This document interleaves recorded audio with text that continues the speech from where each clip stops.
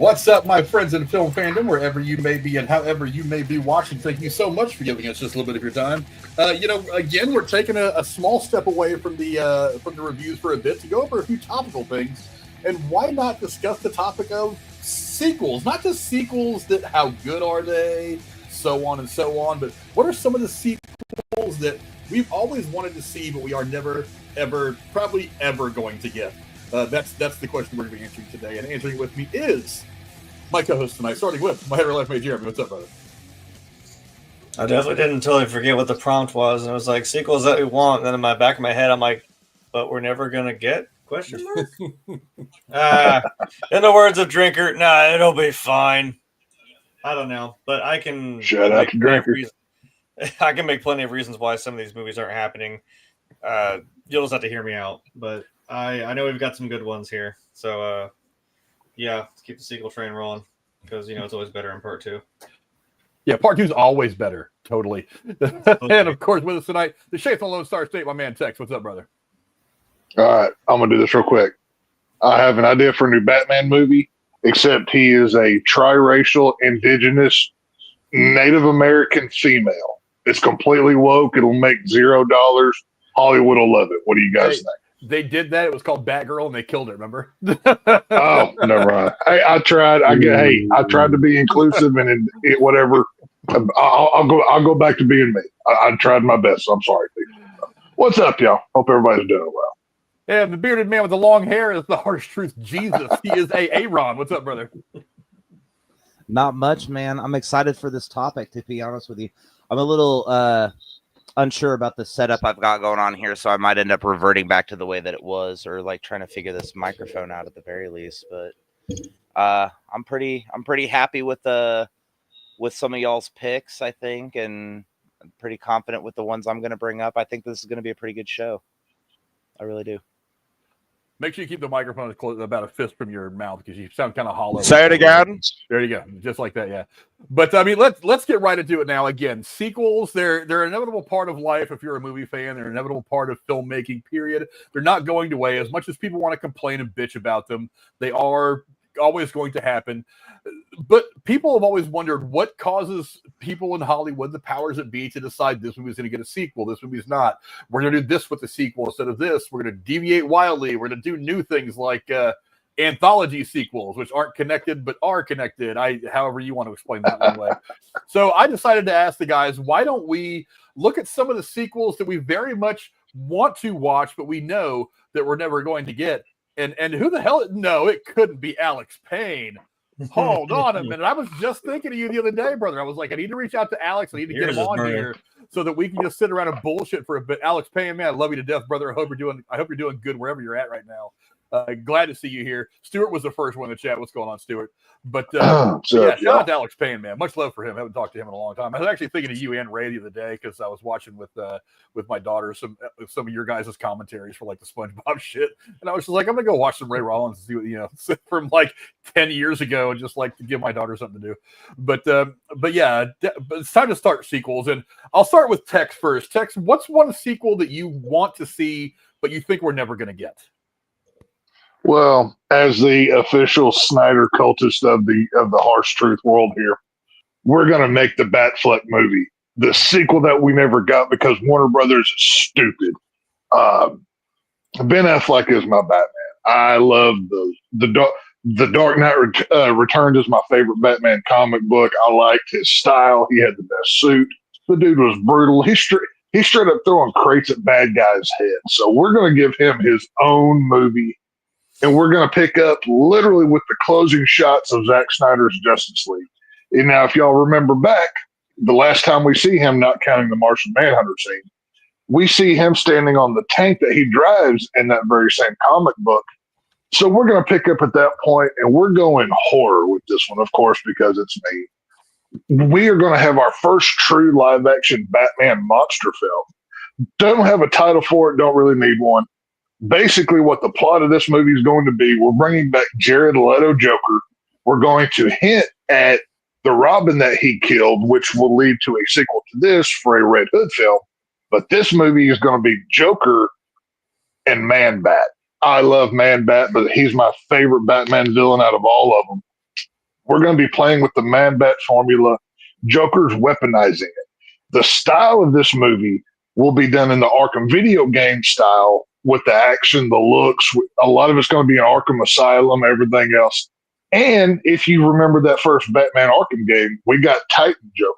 Well, in my Batman movie, we would get Man Bat Joker. So you're going to have Batman versus Joker Bat. I think this would be an amazing look. Very gothic, very dark. Take it into new grounds. We've seen so many different versions of Batman. We needed to go another way with it. And I really think this idea would pick up well. So what do y'all think? That sounds like the kind of thing that Gunn would kind of do. I mean, I don't think he's going to, but it sounds like the kind of thing. Right. Man Bat's kind of an obscure character that a lot of people. Well, and that's another reason why I chose him, because we've had 15 different versions of other people. We've never had live action Man Bat. So. Well, but the problem is that it's so obscure that only the hardcore comic book nerds would even really want to see it. Because you got to remember, what they're not trying to satisfy the comic book nerds. They're trying to satisfy the casual film goers, because those are the ones who buy most of the tickets. So if you go too obscure, you're gonna kind of, I don't want to say alienate, but a lot of these people are gonna leave the theater kind of perplexed as what they saw rather than impressed by it. Well, and I think that's one of the reasons why they're not even really contemplating it, as far as anybody knows outside the walls of Warner Brothers. Why they're not contemplating like a Batman Beyond thing, because it was kind of a niche section of the Batman mythos. Yeah. And while it has a subset of really hardcore fans, nobody's really pining for it. You know what I mean? I would like to see it personally, but in my head, this is going to be released in Halloween. So this is, bats, Halloween, vampires, whatever. We're playing with all that. And I think this would work. Give it a modest budget. Obviously, we're not going to spend $300 million making this movie where we have to make $1 billion to even break even. So keep it on the underside of the budget, and I think it would be profitable. And I would love to see a live action Arkham Batman with Batfleck in it, just going nuts. I think it'd be great. It could be interesting. I know, Aaron. What do you think? You think that's a possibility? Is that a sequel that you'd like to see? It's a sequel I would like to see. Let me start this off, because everything that you aspired, all of in that, the Jared Leto's Joker being the Joker Titan, Man Bat, I love it all. I love the Halloween aspect. It doesn't have to be high budget. My big problem is Ben Affleck. I really here we go. Right now. I really don't feel it. I also really don't feel right it. now. As grand as your ambitions are, I think a great many of what we're going to cover tonight is just, it's never going to happen. So, well, that's the whole idea of this show. It's what we're going to cover tonight. It's never. This is why we're pitching it, because it's not going to be real. That's the whole point. Literally just asked me if I thought it would ever happen. Am I not crazy? I more wanted your thoughts. I didn't want like a literal answer to the question, but whatever. All right, fine. Tear me down for being a little bit too literal. I got you. No worries. But no, I mean, it's a great concept. I love Batman. I love your idea for this story arc. I just don't see Ben Affleck doing it. I don't know, Jeremy. What do you think? Does this sound like a something you would be into seeing? Well, now, you're a Batman lover anyway, so I think anything Batman would probably right up your alley. Oh, I know. No, I know. Here's the thing. We've said it many times in the show, and Frank has been trying to scour the internet for it, but apparently Ben Affleck made some killer fucking script for a Batman movie that we're never going to get now. And whatever that was going to be, I'm like, no, I think we should have let him. I mean, whatever sequel, whatever next Batman thing was going to happen, I think we should have just let him take the reins and go with it. Because like I said, I'll go back, and you know what? I was saying the same thing. I'm like, Ben Affleck fucking really is going to be Batman? I said the same thing too until I'm like, I said, yeah, I get it. Y'all ate our fucking words. I mean, honestly, like I said, Tex was saying, like, it gave me very much Frank Miller's Dark Knight Returns. Yeah. I was like, okay, I see it now. When he dropped through that building and just laid waste to all those. Here, take off. I was like, here was some of my money. Now take the rest of it. That kind of thing. Yeah. And I was like, all right, you got me. You really got me in on that. I wouldn't I wouldn't say no to a more horror central Batman type thing, because it's something that, you know, can work, given that his whole thing is using fear to manipulate his enemies. And that's what he does. He plays on their fear. So I'm like, well, there's plenty of ways you can make this horrifying. I mean, you say obscure. I mean, like, you're talking to the wrong people when you say obscure. You say Man Bat, we're all like, oh, I know who that is. But I don't know. It'd be a cool thing to introduce to people. Like, there's so many characters. I mean, there's a huge rogues gallery of characters, especially villains in Batman's world, that we haven't even explored yet. But like we said, there's 15 different fucking Jokers and Harley Quinns, and we're like, okay, but we've seen that. Let's do something else here. Catwoman, like, we've seen them all. So yeah, I don't know. We got plenty to play with there, and I'd love to see it. Yeah, the only thing I've got on what would have been the Batflick sequel is a plot description. It says Deathstroke was featured as a main villain and was targeting Batman for killing his son. Arkham Asylum was going to play a major part in the story, according to the cinematographer. According to Joe Manganiello, Batgirl would have played a major role in the story and served as Batman's sidekick. The final battle would have been a fight across the streets of Gotham between them and Deathstroke. That's the only real stuff that I've ever found about it. I'd love to see that movie too. Maybe one of these days. He was Deathstroke talking to Lex Luthor, and I was like, yeah, but where is it? We were there. We were there. Yeah. Yeah, so hopefully one of these days that script will be released, but I don't know, whatever. I'm not thinking so. But let's see. I don't know. Hey, Ron, what's one of the movies that you want to talk about? A sequel that you want to see that we're never going to get? I think the first one off my list I'm going to jump to is going to be Across the Universe. I'm going to get weird with it early. You want to get out of the way? Go ahead and get it out of the way. So I wanted to bring this one up, not so much because I want a direct sequel to the storyline behind Across the Universe, but I really want this cast to get back together and do more Beatles songs and make more stories like that. So somebody needs to write another Beatles movie, and because I can't remember what the name of the troupe is, because all the cast members in this were actually like singing and stuff, and they were part of the vocal troupe and everything that toured to do this before they actually made the movie. I want them to get back together and make another Beatles themed movie, because the way they did this movie was perfect. They had Janis Joplin, they had Jimi Hendrix, like John Lennon and Paul McCartney, centered around the Vietnam. It was a wonderful movie with a lot of their good songs and done in a way that is a good nod to the Beatles in the first place. Like there's been a lot of Beatles movies, right? There has been a lot of them. I'm trying to think the one that had Aerosmith in it. I can't remember the name of it, but it was just like, I go back and watch those and it's cringe.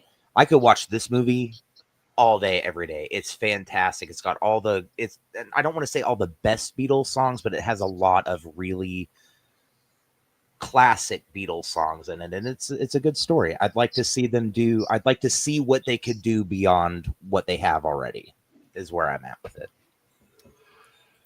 Yeah, leave it up to Aaron to come with a rom-com, the kind of thing that I wouldn't have expected to hear from any of us, really. I mean, not that I couldn't have found one or two that I think I could have made a pitch for, but I mean, seriously, leave it up to Aaron to be the one guy who says it out loud, which I respect. I don't know, Tex, what do you think? Is anybody even familiar with this movie? I had to read about it. Aaron mentioned it to me. I know about this movie because go ahead. I was like, I'm probably the only one who maybe has something remotely to say. It's like, I saw it, and it's not much. It's really not much. I saw it, I think, once when I was in high school, because a girl I was dating at the time really liked it, and that's, I think, the only and last time I ever saw it. Same reason why I saw the first Twilight. Me too. Yeah, I hate you all right now. I like musicals. Fuck off. I didn't say I hate. I'm just saying I saw it like once, and I never really watched it again. So yeah. I know what it is, and I don't disagree with you. But yeah, I can't really say much about it because I don't think I've seen it since. So there. Alex has already chimed in on something that might interest you, Jeremy. He said he's waiting for the Shawshank Redemption sequel. It's going to be a gay romance. Well, they were in prison. There kind of was a few almost gay sex scenes. That was the longest night of his life. Yeah, no doubt. What's up, Mikkel? How's it going, brother? But as a Cowboys fan, it was a interesting ending to that game last night for you. We're not talking about the Dallas Cowboys, Frank. Shut up. We're moving on. Yeah, the Cowboys. We're not talking about that. Didn't football season end a couple of weeks ago for both of us at this point? Yep, it's over. But, football's over. No more. We're good. But I don't know, Tex. I know this isn't usually the kind of movie that you would find yourself watching. Have you even heard of this film? I don't like the Beatles. I've never heard of this movie. I don't until you said that Across the Universe, I never knew this thing existed. So why the hell not? I'm not going to watch it either way. So it's all good with me. I still want to see Yesterday, even though it looked good, and then the reviews came out. It didn't do very well, but I still see it and it looks good. I've seen a couple of clips online. I can't find it on any streamers anymore. I still want to watch it, despite the fact that I'm more of a ZZ Top guy over Beatles, but I like both. I think the Beatles are fantastic. Jeremy and Aaron would know. I don't know if you get WTUE down there, Tex. I know it's a station that gets a lot of play across the internet, but every Sunday morning they have this show called Breakfast with the Beatles, and then the DJ will go different stories. Yeah, I've never heard of that stuff. But one of the reasons I always liked when I was still managing restaurants, if I had to open on a Sunday morning, I would play Breakfast with the Beatles in the store because they would play like their big hits, but they would also play a lot of their like unreleased stuff that never really charted anywhere.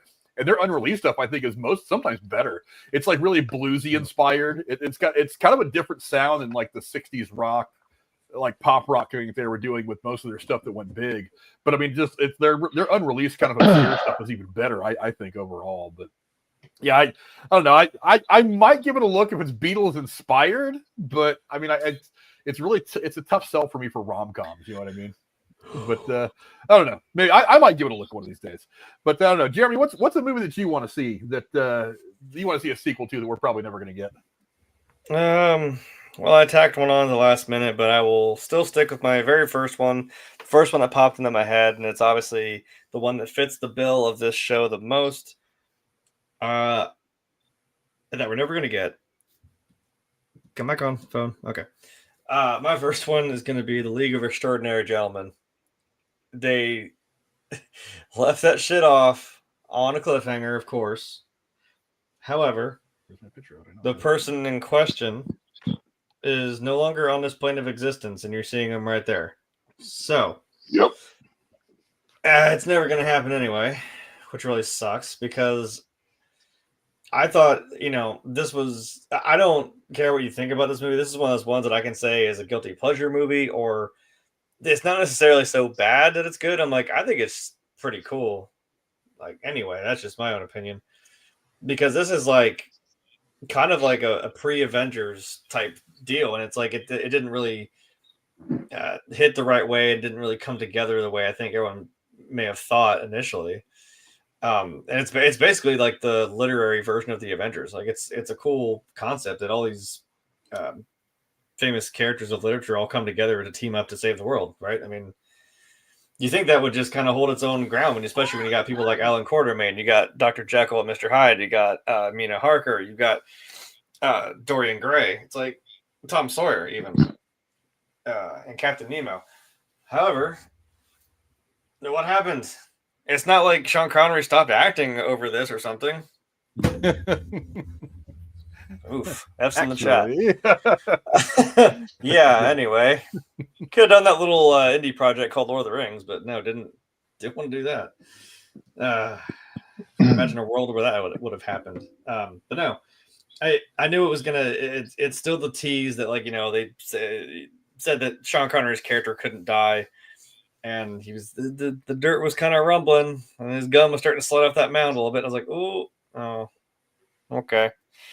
And there's plenty of other characters you could bring in and make it work. Again, I said this is pre the Avengers coming out, so it's like I don't think it was something that would have, there's not really that so-called formula that works. So I don't know. I think it's still a fantastic movie. It's a lot of fun, and it's really cool. Like, that's the closest I get to like nerding out about like books and shit, because I don't read, if that wasn't obvious. But I mean, see all those pop figures where the book should be on a shelf? Hey, actually, in fact, quick unboxing, I did get a new one, and it's Mr. Matt Foley. Nice. Living in a van down by the river. Yeah. So Oh, I could have run in there and got my other pop. I got one signed this weekend by some guy named Denny Trejo. You know, My Theo. It's my Theo Danny. Hey, yeah, he was a cool dude. But anyway, I'll go with that one because I would love to have seen more and maybe more done, like handled better. But even a remake, if I was gonna dip into that territory, maybe a remake, and I think it could be done really well. I don't know, Tex. What do you think? The idea of a sequel to League of Extraordinary Gentlemen. Oh, I'm down for it. I'm with Jeremy on this one. This is a film that I enjoy. I never saw it in theaters. This is one that I saw at I believe it was Hollywood Video back in the day. They used to have it was like $20 a month and you could rent as much as you wanted. So I abused the hell out of that back in the day. And I rented this film, and I remember I rented this one, and I rented Van Helsing with Hugh Jackman, and I watched them on this like back to back or whatever. And I had a blast with both movies. I enjoyed both movies. I'd be down for a remake, a sequel, or whatever you wanted to do with this property. There's so many different characters. There's so many ways you can go with it. It's like a old world kind of gothic Avengers, and I like that. I dig the team up of these literary characters. Once again, I mean, I'm not a reader either. I think I have like 2 books in my house, and I haven't touched either one of them in years. But yeah, I'll be totally down for a follow up to League of Extraordinary Gentlemen. Sign me up. You being a horror fan, I'll give you a good book that you could read. You could probably blow through it in a weekend. It was a collection of articles written by John Hershey about the effect of the atomic bomb on Hiroshima. So after the war ended, he went to Japan to document what he saw. And and basically they took these series of 5 articles he wrote for the New Yorker and condensed them down to one book. And the book itself is like this thick. It's almost a pamphlet. But if you had like a Saturday and wanted to blow through it, I think the reason why you'd like it is because it's historically very brutally honest, and for 2, some of the things that he describes are straight out of a horror movie. Like like one of the, because the articles. The series of 5 articles follow 5 different people and their experiences, what they were doing the morning the bomb was dropped, and their experiences in the days, weeks, and months after. And in one of them, there's one of the people that he writes about as a doctor who was at a hospital in Hiroshima when the bomb went off. He survived, and he's like in the midst of all the chaos and the hours following, he's trying to help people. He reaches down to grab someone's hand to help pull them up, and the way it's described is that the skin just slips off the arm like a glove. There was just some brutal. So there was some crazy descriptive stuff about the injuries. So it's almost kind of like what they do with Godzilla -1, but instead of the atomic bomb, they use Godzilla kind of in that way. I dig that. Sort of, but yeah, it's a crazy. What Godzilla was a metaphor for was. Yeah. Well, that's why Godzilla was created. And that's what that new Godzilla -1 film did. Which, if you haven't seen Godzilla -1, go out of your way to watch that one too. That was great. But I don't know. Aaron, what do you think about the idea of the sequel for I forgot the hell movie he was talking about for League of Extraordinary Gentlemen. I was actually slightly mad at Jeremy because he got his list to you before I got mine even like halfway formulated. This was going to be on my list. I like a skill issue. Love the League of Extraordinary Gentlemen. I love Sean Connery in general, and I'm so sad they never tried to make a sequel to this because, as he said, they left it off on such a perfect cliffhanger for it. Mm-hmm. But the other side of that is while Jeremy said he's not like a huge book nerd or anything, I read all of these books. I was like so into this. It was insane. I was like, oh God, let's go. And I just knew Dorian was being a dick the whole time. Yeah.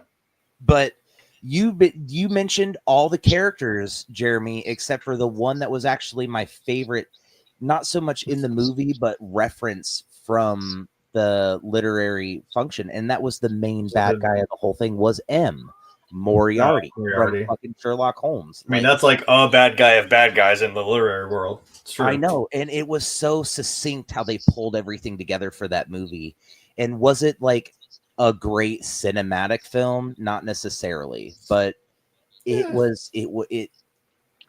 I love these classic novels. This was a perfect culmination of all of them. Like you said, it was like the British Avengers, but of conglomeration of novel characters. And while I think we deserve a reboot, I do want to say they really kind of tried already. And it's not going to be like, you're not going to agree with me too terribly much with this, but when they tried to reboot the Mummy franchise, they basically tried to do this again, because we got Dr. Jekyll, we got the Mummy. They were trying to bridge it into all of these. They were going to do Swamp, the dark universe you're talking about, and they were trying to make a dark universe. But basically, what that dark universe is effectively the League of fucking Extraordinary Gentlemen. Like, I'm not even. It's most of these people. Actually, you know what? I just they kind of did a Did y'all ever watch? I think it was on Showtime, the TV show Penny Dreadful. It had Eva Green starring. That took all of those characters, Dorian Gray, the Wolfman, Mummy, all Frankenstein, all of those existed in that world. Kind of a reboot of this. I love the Penny Dreadful TV show.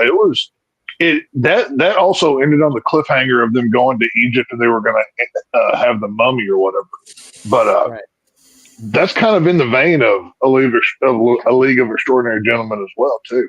I just remembered that. But yeah, I absolutely would love to see some form of a sequel or a reboot to this. It deserves it so hard. There's not a lot of classic fiction coming out anymore. I know that they're redoing Frankenstein again, I heard, but like, yeah, well, there's actually 2 coming out this year or next year. There's 2 coming out. Yeah, isn't it Frankenstein and then Bride of? Yeah, well, Maggie Gyllenhaal's doing one, and there's another one that Oscar Isaacs is playing the Frankenstein monster. I can't remember what that was called. Oscar. Yeah, there's 2 coming out. Yeah, I don't know if a sequel to this would have worked. I mean, for one, the first one wasn't very well received. And while I agree with Jeremy, it's kind of a guilty pleasure movie watching experience. It's one of those movies that's kind of garbage, but you still kind of smile when you watch it. You know what I mean? It's there's certainly no lack of talent in it. I mean, Connery alone is worth the price of admission. But there was some good action. The problem is like these kind of adventure movies. This kind of came out when it was really difficult to sell those movies. It's like, because I think it came out not too long after. Yeah, I think it came out. Well, it was right around the time of Kingdom of the Crystal Skull and Nuke the Fridge and all that. They had tried to do some other adventure movies that just didn't work out. So I think the genre was kind of suffering at the time. And I think that's one of the reasons why it didn't get very good reviews or a whole lot of good press, is because they just weren't doing that genre of film very well. But a sequel, I don't know. It's a tough sell. I mean, like I said, for one, no Connery.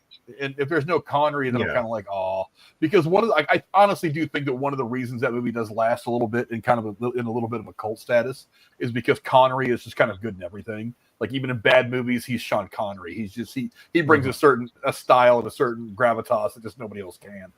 So I don't know. I mean, like I said though, things like this, they always come down to writing. And if you can write something that's enthralling and that opens it up a little bit and modernizes it a bit without like bringing too much of the modern sensibility and like, you know, like Tex would say, I'm sure, no woke bullshit.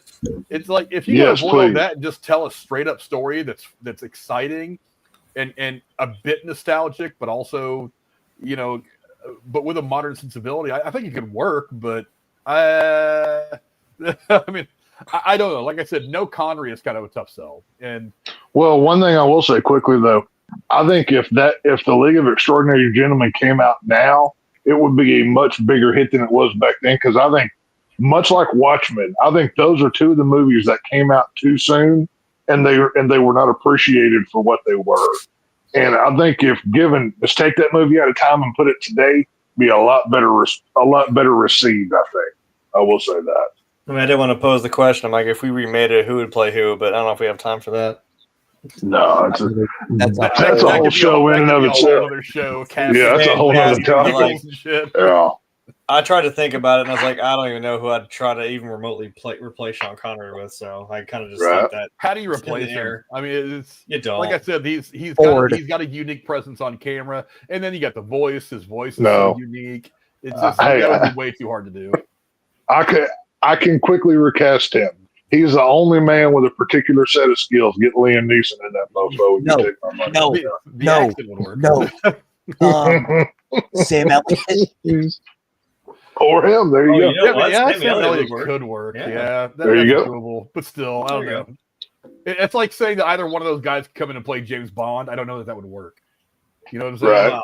But anyway, I don't know. That's a whole other conversation. But Okay. here's one of the first ones that I was thinking of. This is one of the ones that I'm surprised Jeremy didn't come up with, because this is right up Jeremy's alley. Of course, maybe he avoided this one because he thought I might, because Jeremy and I have mind meld every now and again. It's very unique. I have mine. But mine is Galaxy Quest. Dude, Yeah. seriously. I like that If movie. you think about it, look, Sigourney Weaver's still out there, still looks great, still does great work. Same thing for Tim Allen. He's still out there. Alan Rickman has unfortunately Alan passed Rickman's away not. over the years. But but I think that could be an interesting plot point where you can show these guys doing whatever they were doing, continuing on from the last movie, and then the emotional center of the movie could be the loss of Alan Rickman's character or something like that. I think you can easily work out in the story, not unlike the way they worked in the loss of the Egon Spengler character into Ghostbusters Afterlife, how they made that the emotional core of the story.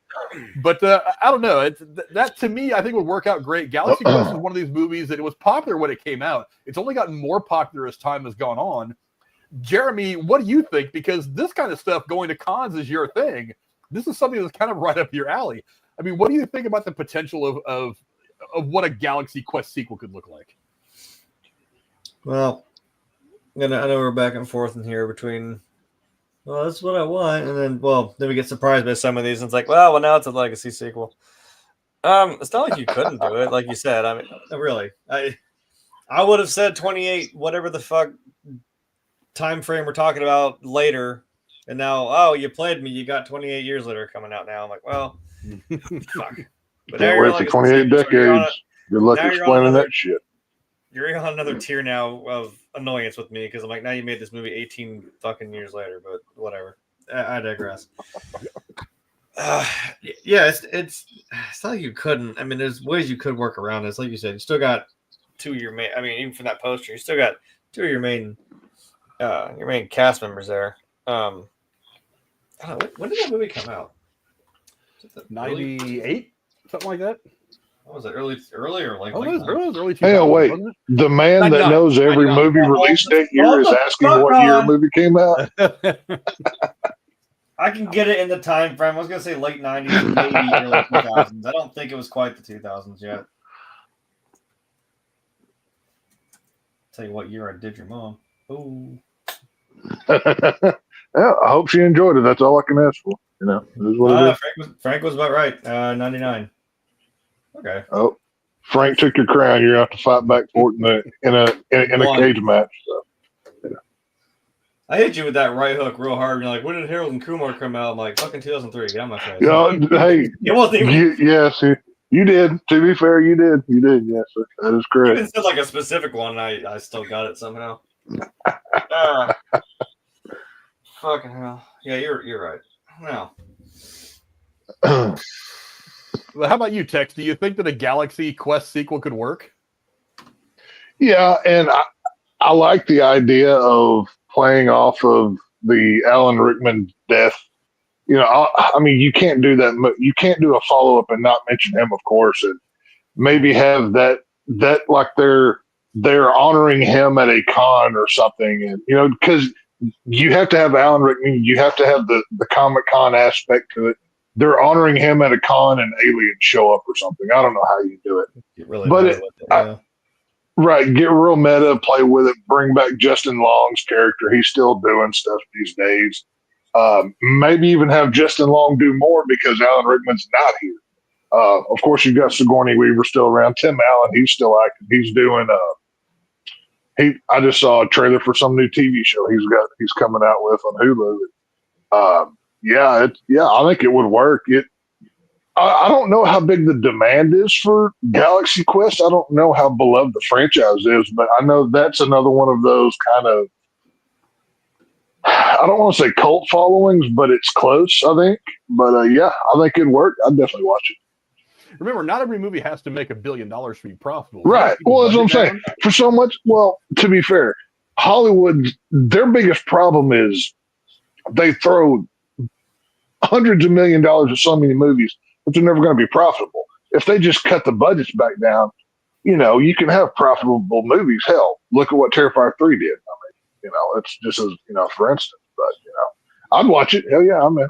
I don't know. Hey, Ron, what do you think about the opportunity, the concept of a Galaxy Quest sequel? So, I really did like Galaxy Quest. It was pretty fantastic. I'm super sad that we weren't able. This is going to be probably a few sequels we have on here. I'm going to be super sad that we don't get to see Alan Rickman on the screen again for a number of movies, but. This whole movie was just goofy hilarious, and while I don't know that Tim Allen still has that in him, I'd be interested to see him trying at the very least. I think it'd be fun. I think there are other movies I think are probably more deserving, but this would be a fun one to watch for sure. I'm trying to look. I am wondering if Tim Allen's been. I know that there's a new Toy Story coming out, so he's got that. Well, no, him and he was just the chick from him and the girl from the Thor movies that plays the assistant. He has a new sitcom out. I think it's on Hulu. I can't remember what service it is, where he plays a dad of a daughter that comes home or something. So he's still doing stuff. I mean, hell, he just got done doing that. He has that in him. You know what I mean? Well, I mean, I think he can. I mean, he's essentially always played the same. He's kind of like Tom Cruise. He basically just kind of plays himself and everything. He has been busy lately. He's got the Santa Clauses. Apparently, is still running on Disney Plus, even though I haven't watched any of it. He's got this new TV show coming out called Shifting Gears, which is coming out. That's it. Yeah, that's it. With him and Kat Dennings, and then of course they keep talking about another Toy Story movie. So, I mean, whether that happens or not, I don't know. But these sequels, let's see. I'm reading the wrong thing. Later the month, Pixar stated the film would be surprising and have cool things to receive for. In June 2023, Doctor confirmed that Woody would return to the film. In April 2024, revealed the film would be released on June 19th, 2026. In 2024, they announced that writer Andrew Stanley would direct the film. So, yeah, they're working on another Toy Story. It's not going to come out for a couple of years. But, yeah, I mean, he stayed busy.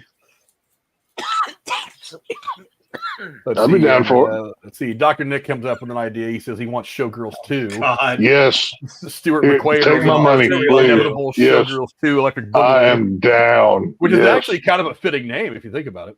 It really is. You laugh at it, but it does kind of work. I'm down.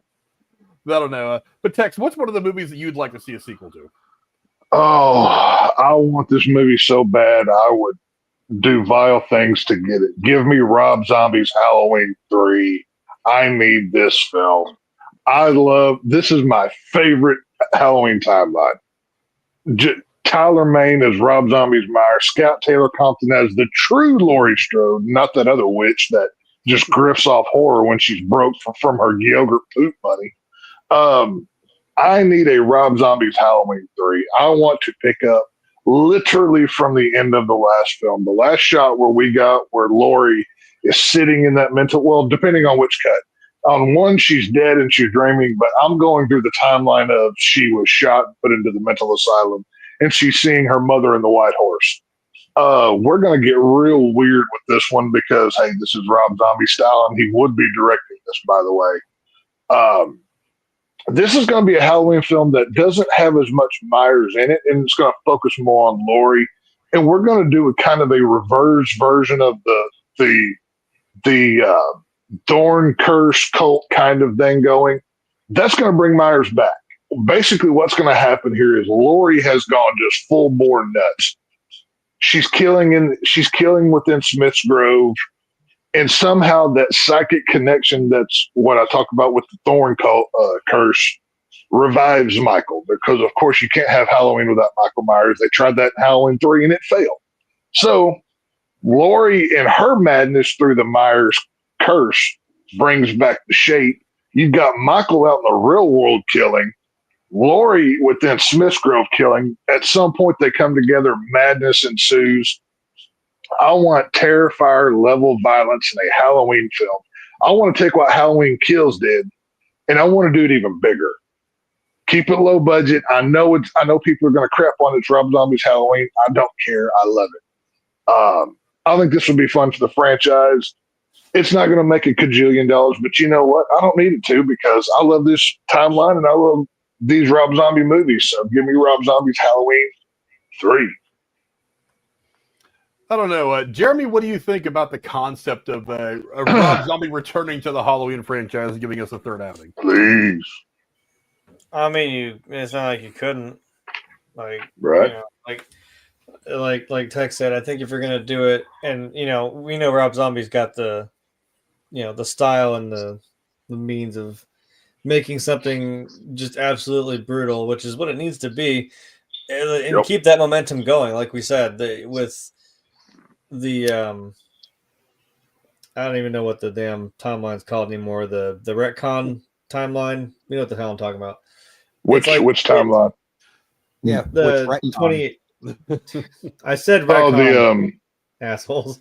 The 2018 one, and then they made Kills. You know what I mean? Oh yeah, that's the H40 timeline. Yeah, sure.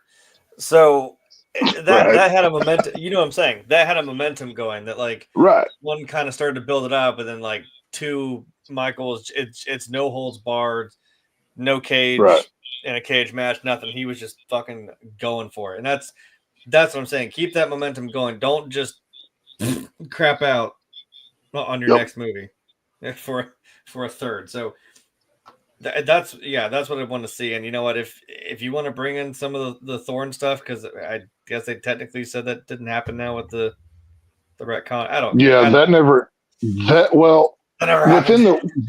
within the Rob Zombie timeline, they never had the Thorn, you know, tattoo and all that.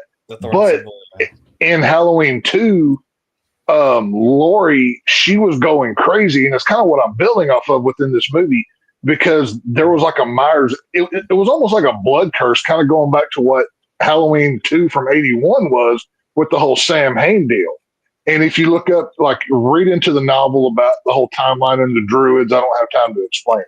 But that's what I'd be doing with this movie, is kind of fleshing that out about how this Irish bloodline has the curse on it, and it will not let any of these people go.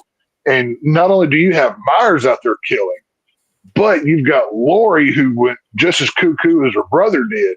I would love to see this go down. I think it could be fun.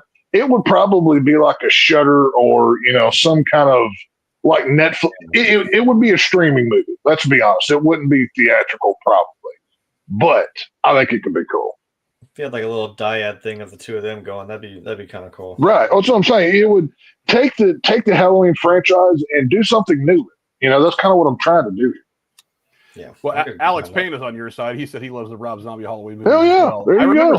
I remember seeing the first one and not being bowled over by it. I don't know that I ever saw the second one. I'm gonna have to revisit these. Just I was in high school when those came out. I want to give it a fair shake, but I don't know. Hey, Ron, what do you think about the idea of a third outing for Rob Zombie in the Halloween franchise? So, I have loved just about everything Rob Zombie has ever touched.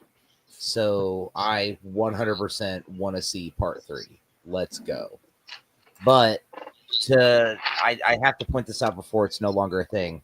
I have to like my name is Ernst Straffelbolfold. Like, do you see this cat right here? She just sits in my lap all the fucking time. I feel like not quite Dr. Evil Goofy, but also not quite James Bond level supervillain right now. It's fantastic. Like, you're not exactly Don Corleone either, but I get where you're going.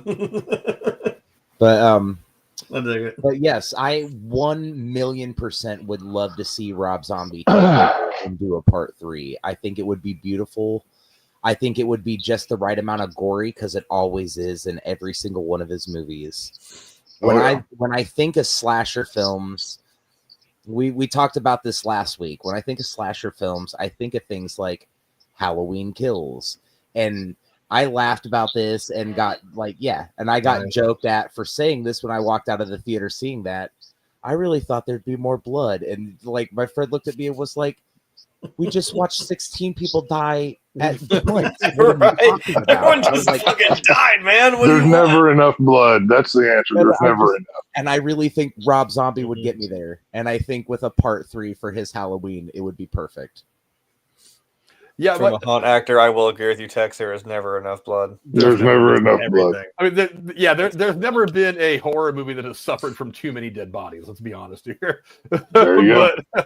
But here's my concern about the idea is number one, you say you want it to be less centered, your idea anyway, at least, centers it less around Michael Myers and more around Laurie, which are I think it kind of has to be a balance of those two, because I think that's when this. Well, there would be. There has always worked. But if you're saying it centers less around one and more on the other, that's where that imbalance comes in. Because let's face it, that's one of the things I was saying about how I wanted the Halloween reboot, requel, whatever the hell we got for the last 3 movies. That's how I wanted it to end, was by both of them dying. There would have been a symmetry to that was kind of perfect.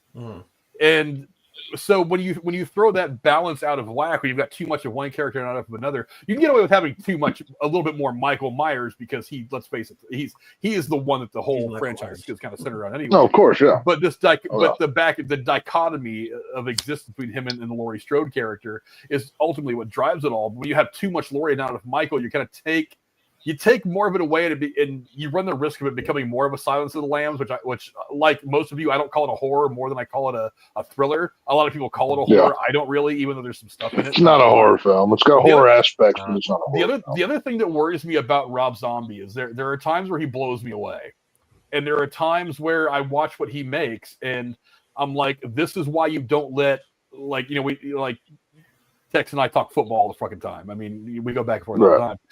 There's that old adage, like, you never let a fan be a GM because they would fuck it up.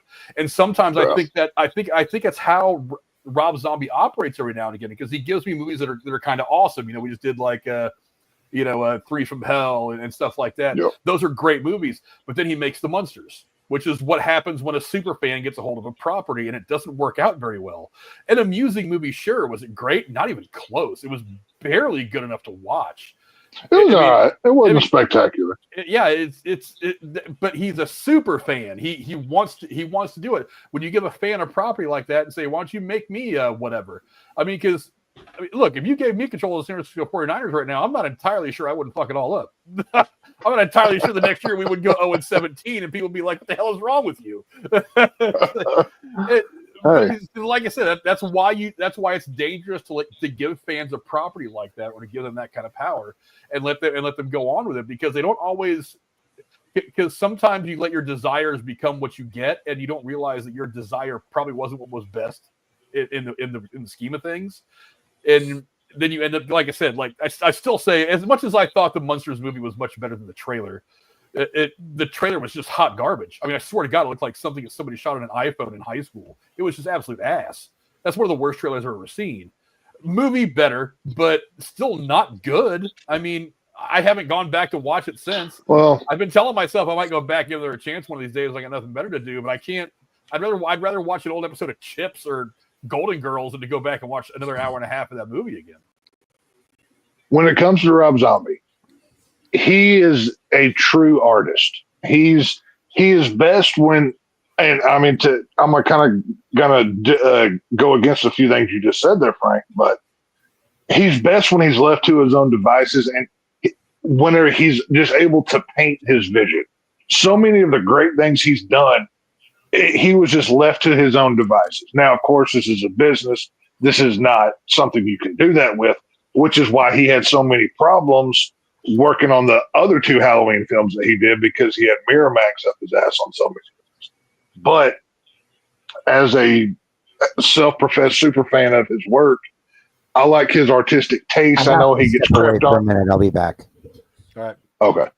I know Zombie gets crapped on for, how come everybody's white trash and they swear too much? Well, that's the style that he likes to use. If you don't like the way he paints with his brush, go watch somebody else, I guess, whatever. But I do think it would be worth exploring. And kind of what I mean by Lori and Michael are both acting, and the way I would balance that out is technically Lori would be the lead of my movie here. But the way I'm working it, everything that you see Lori doing, I'm kind of taking what they what they were thinking about doing with Halloween 4 and Danielle Harris back in the day, Jamie's character, and kind of having Michael as this overarching evil of spirit who is out there killing as well. That's why this takes Haddonfield to such a different, higher level. And the balance would have to be perfected. I would need to work that out. But I think if I could bring it to screen, it would be an enjoyable product. And it would arguably be the most haunting vision of the Shape we've ever seen. Kind of the way I would have this one, like in Rob Zombie's Halloween 2, his mask was basically gone. In this movie, he would have been dead for a number of years, and somebody would have put the mask back on him. I don't know, that's just the way we see it. But the mask what's left of the mask is basically fused to his face.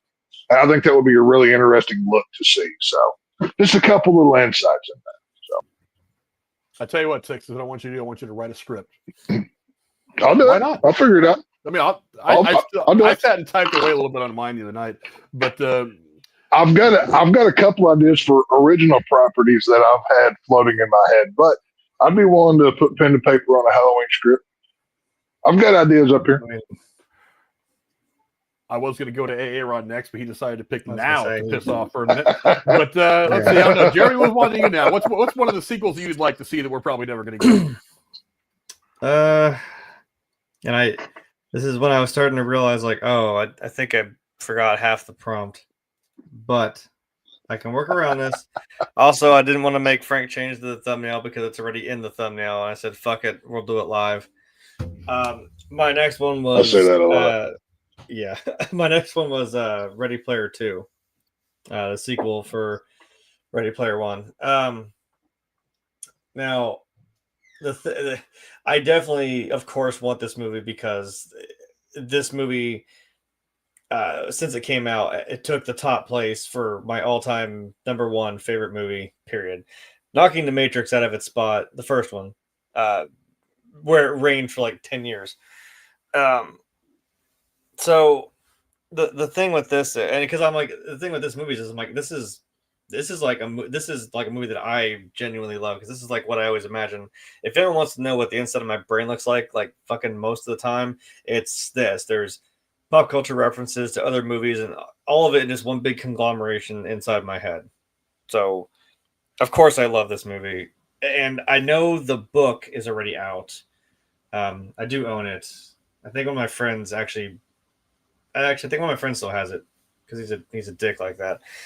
He hadn't read it. He read the first book. But I do own this, and now it's not that it couldn't be done, because like I said, I want to believe that this movie was, at least successful, at least to me in my mind. But I think the problem with this movie is going to be that I think it took way too damn long to get this first one done. The problem being how many properties are in this thing, because again, it's just a smorgasbord of all kinds of references to.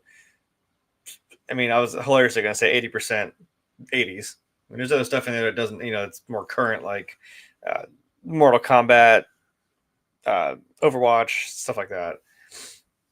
But this would be a fucking nightmare to try and put all on screen. Even for having somebody in there for a second, I don't know how you do it. Now, you get away with it because it was Spielberg, and Spielberg, I mean, of course you can showcase the T-Rex from Jurassic Park, which was in there. You can showcase the DeLorean, obviously, since that's the car he drove. That's anything that he's already got his fingers in, these little different pies, you can easily do. But I don't know if it's ever going to happen. I really want it to, because again, I think this has the potential to have if anyone's familiar with the gaming rule of 3, the stands to reason, I'm sure there'd be a third book, and then in essence, you could probably make a third movie. But it feels like it's already been too long.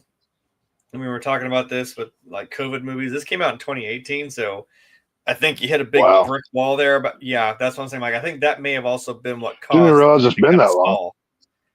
I didn't either. I was like, I believe this was 2018. So you hit a big brick wall there in 2019, 2020, of course, 2021. Then it's like, yeah, well, now there could be, like I said, you need a lot of time to do something of that caliber again, but maybe it's like what did Deadpool say? It's a hopeful wish, or I'm making a, I'm just really holding on to it. And I'd really like to believe it would happen, but I can't see it Well, happening. fuck it. Just make him do it till he's 90. He'll be fine.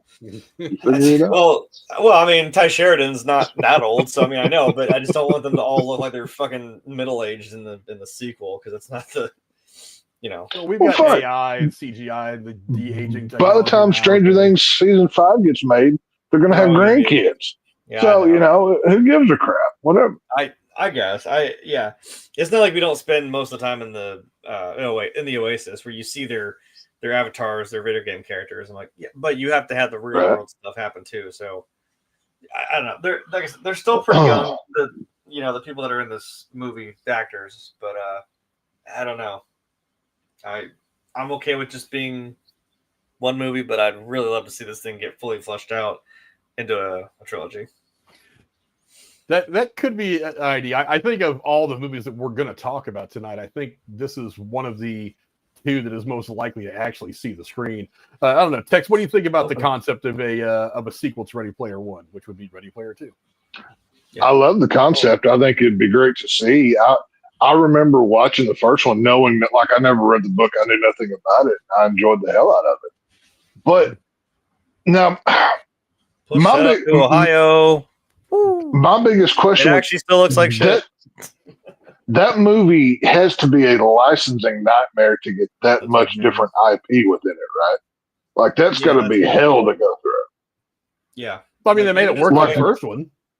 I know, but I'm saying, like, even having Tracer on screen, like, she was on screen twice, like, for a fucking second, I'm like, yeah, but you got to get permission to do that. You got to get permission to Well, that's what I'm saying. Like, all those characters coming towards the screen. See, wasn't that was made by Warner Brothers, wasn't it? Wasn't that who owned that or whatever? I think it was. I can't remember. Either way, I'd love to see it. There's so much room to explore, and I mean, it literally, that world touches everything. So you have limitless possibilities of what you can do, and like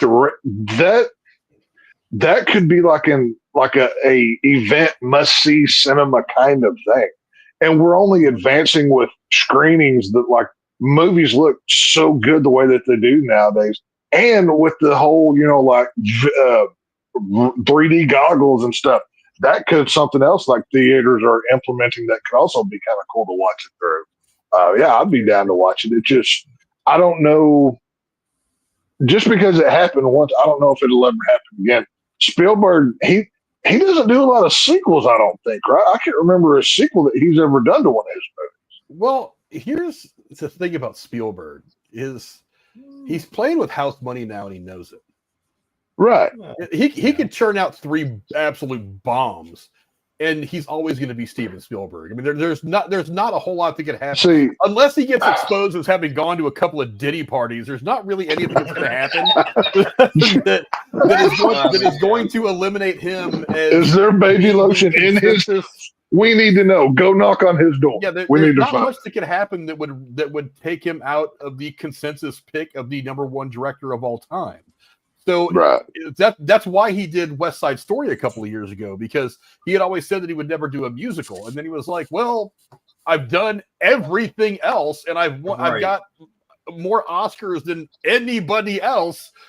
Why don't I go out of my comfort zone and do something I've never done before? Okay, I'm going to do a musical," which it didn't do very well critically, but a lot of people who like musicals like it. I know he talked about wanting to do a superhero movie at one point, but I guess that went away. He also said that he would never do a superhero movie, but at this point, Marvel's looking at him like, dude, we'll let you pick what character you want to do, and even if it is just one movie, have fun with it. Good. I'm sure that him and Kevin Feige would get together and say, "This is our little box we operate in. Do whatever you want in this box." And I think that's the only reason stopping him is that he wants 100% creative control, whereas Marvel wants things to kind of be. They want little things mentioned, little things to fit in. That's the only thing stopping him. But at this point, he's got to be looking around like, okay, did he do Jaws 2? No, I don't think so. Well, I was gonna say, what about Lost World, Jurassic Park? Did he do that too? Okay, yeah, maybe I'm wrong. I was like, was Lost World? I don't think he did anything Jaws after the first one. I don't remember him doing that. I could be wrong. Now, the Lost World Jurassic Park, he may have I'm sure he gets like an executive producer, credit on any Jurassic Park movie at this point. Yeah, but he's got so many production credits on so many movies, right? Because he walked on set so high and then bounced out. I mean, it's hard to, who the hell knows what he actually did. But I don't think he directed any of the Jaws movies. He did direct Lost World Jurassic Park, so he's done a sequel. So he's done one sequel. Okay. All right. Off the top of my head that I can think of, yes. Okay. Yeah. He didn't do any of the original Indiana Jones movies, did he? Oh, yeah, he did. I don't think so. He directed Raiders of the Lost Ark, and he directed Kingdom of the Crystal Skull. So, okay, so technically he's done 2 sequels. Okay, there you go. But yeah, I mean, he could. I mean, going back to let's see what I was reading a minute ago at Ready Player 2.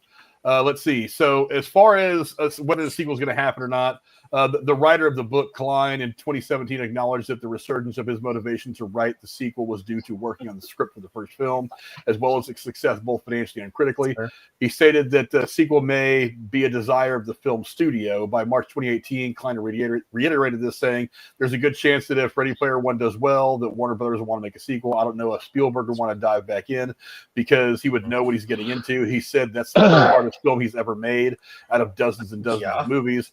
Co-star Olivia Cook is contractually attached to return in sequels. It doesn't necessarily mean they're going to get made, but she is contractually attached. In December 2020, Klein confirmed that a film adaptation was in the early stages of development. In March of this year, Spielberg also confirmed that Ready Player 2 is in development. He announced that he would only serve as producer. He stated, "We are in the discovery phase trying to figure out what's next." So, that's I didn't hear that. Shit. That's what they How much did the first one cost to make? Do you know, or do you have on hand? Ready Player One? I mean, I don't know. I have no idea. I remember they spent a considerable amount of money on the explosion scene that they did in all practical effects and had only one take for. A budget of between 155 and 175 million, which actually isn't a whole lot if you think about it. I figured it'd been at least 250 or more. It did just short of $608 million in the box office. It was profitable. It may actually be more than re-releases since then. But. Okay. It wasn't like stupid profitable, but I mean they're in the black on it, so they're good. I don't know, Aaron. What do you think of the idea of doing a sequel to Ready Player 2, to Ready Player 1? I think it's very likely that we'll see that. So a lot of people are already like, I can't believe we haven't gotten one yet, and it's like, you guys know the book released like last year, right? So give them time to write a fucking script. We'll get it. I really think that doesn't necessarily mean anything. I mean, they already had deals in place for all the Harry Potter books when they were on like the third book. With how well it was recepted, there's no chance it's not getting a sequel. I think it'll. Like I said, this is what happened. Everybody of all the movies that we're going to talk about. I have a feeling that this, as well as maybe one other, are the ones that I'm pretty confident may eventually get made. But I don't know. No, Ready Player 2 came out in 2020. So it's been some time. Yeah. In real time. Okay, so it's been a couple years, but it's still only been a couple years. Well, I don't think you were here for this part. I said I think the other problem that this movie had to get a sequel was it was 2018, and then you hit a brick wall called COVID. It's like, well, now what? So the book came out during that time. So I feel like we had a roadblock there trying to get this off the ground. I just don't want it to be too late in the game to be trying to make a sequel. Yeah, but I think it'll be well received regardless of how long it takes them to make it. This they could make that a legacy fucking sequel and people would kill each other to watch it. Are you kidding me? I mean, I would kill somebody to watch it. I'm just saying. For legal reasons, that's a joke, YouTube, but I'm just saying. Yeah, I'd like to see it. I mean, I really liked Ready Player One. I thought it was innovative. I thought it was different. It was weird. It was approaching the gaming culture in a way that had never been approached on screen before. And so it wasn't just a video game based movie like, Mario Brothers or whatever or something like that. It was a movie about the gaming culture that wasn't based on a specific game. And of course, being the old man that I am, all the pop culture references. Mostly 80s, so you weren't mad. Yeah, seeing the Ecto One rolling around out there in the A-Team van and that big race was kind of, it made my old man heart smile a little bit. But I don't know. Go down in the comments. Let us know what you guys think about the potential for a sequel to Ready Player One or any of the ones we've talked about so far. Let's move on now to Aaron. Now that he's decided to rejoin us again, what's one of the potential sequels that you'd like to see that you want to talk about? So I'm gonna say this one, and it's kind of probably like foreshadow another one that I have later on. So I'm gonna break them up so they're not right next to each other. We're gonna go with Tobey Maguire's Spider-Man trilogy. There you go. Well, okay, I'm perfectly fine with doing them both at the same time because they deserve it. In all honesty, we did get to see a little bit of both of these beloved actors coming back to play these wonderful versions of the characters in Spider-Man 3 Far From Home No Way Home. I apologize. And it was wonderful to see them again. I was actually talking with another person recently about this, how the redemption scene for Andrew Garfield was so strong, even though they'd never actually seen that particular movie where Gwen Stacy died. Seeing that scene in this movie, they knew like that had happened to him in his movies and was like, oh shit, like, all right.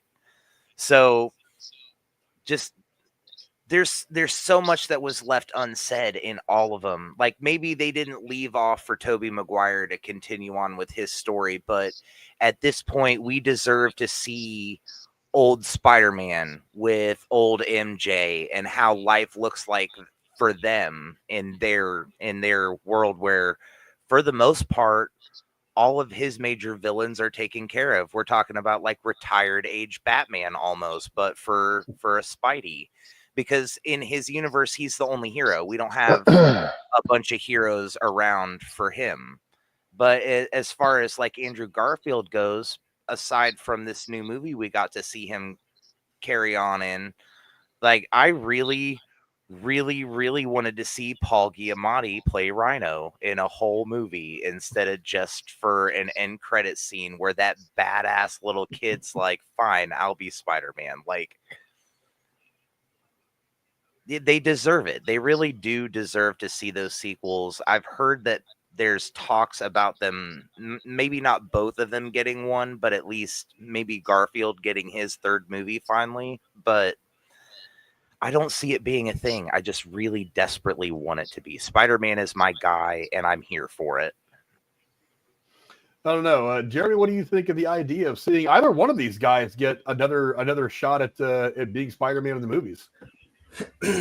I think, I mean, sure, I would never say no to more Toby because I mean I grew up on that and the original X-Men movies. Like, of course, I would love to see more of that.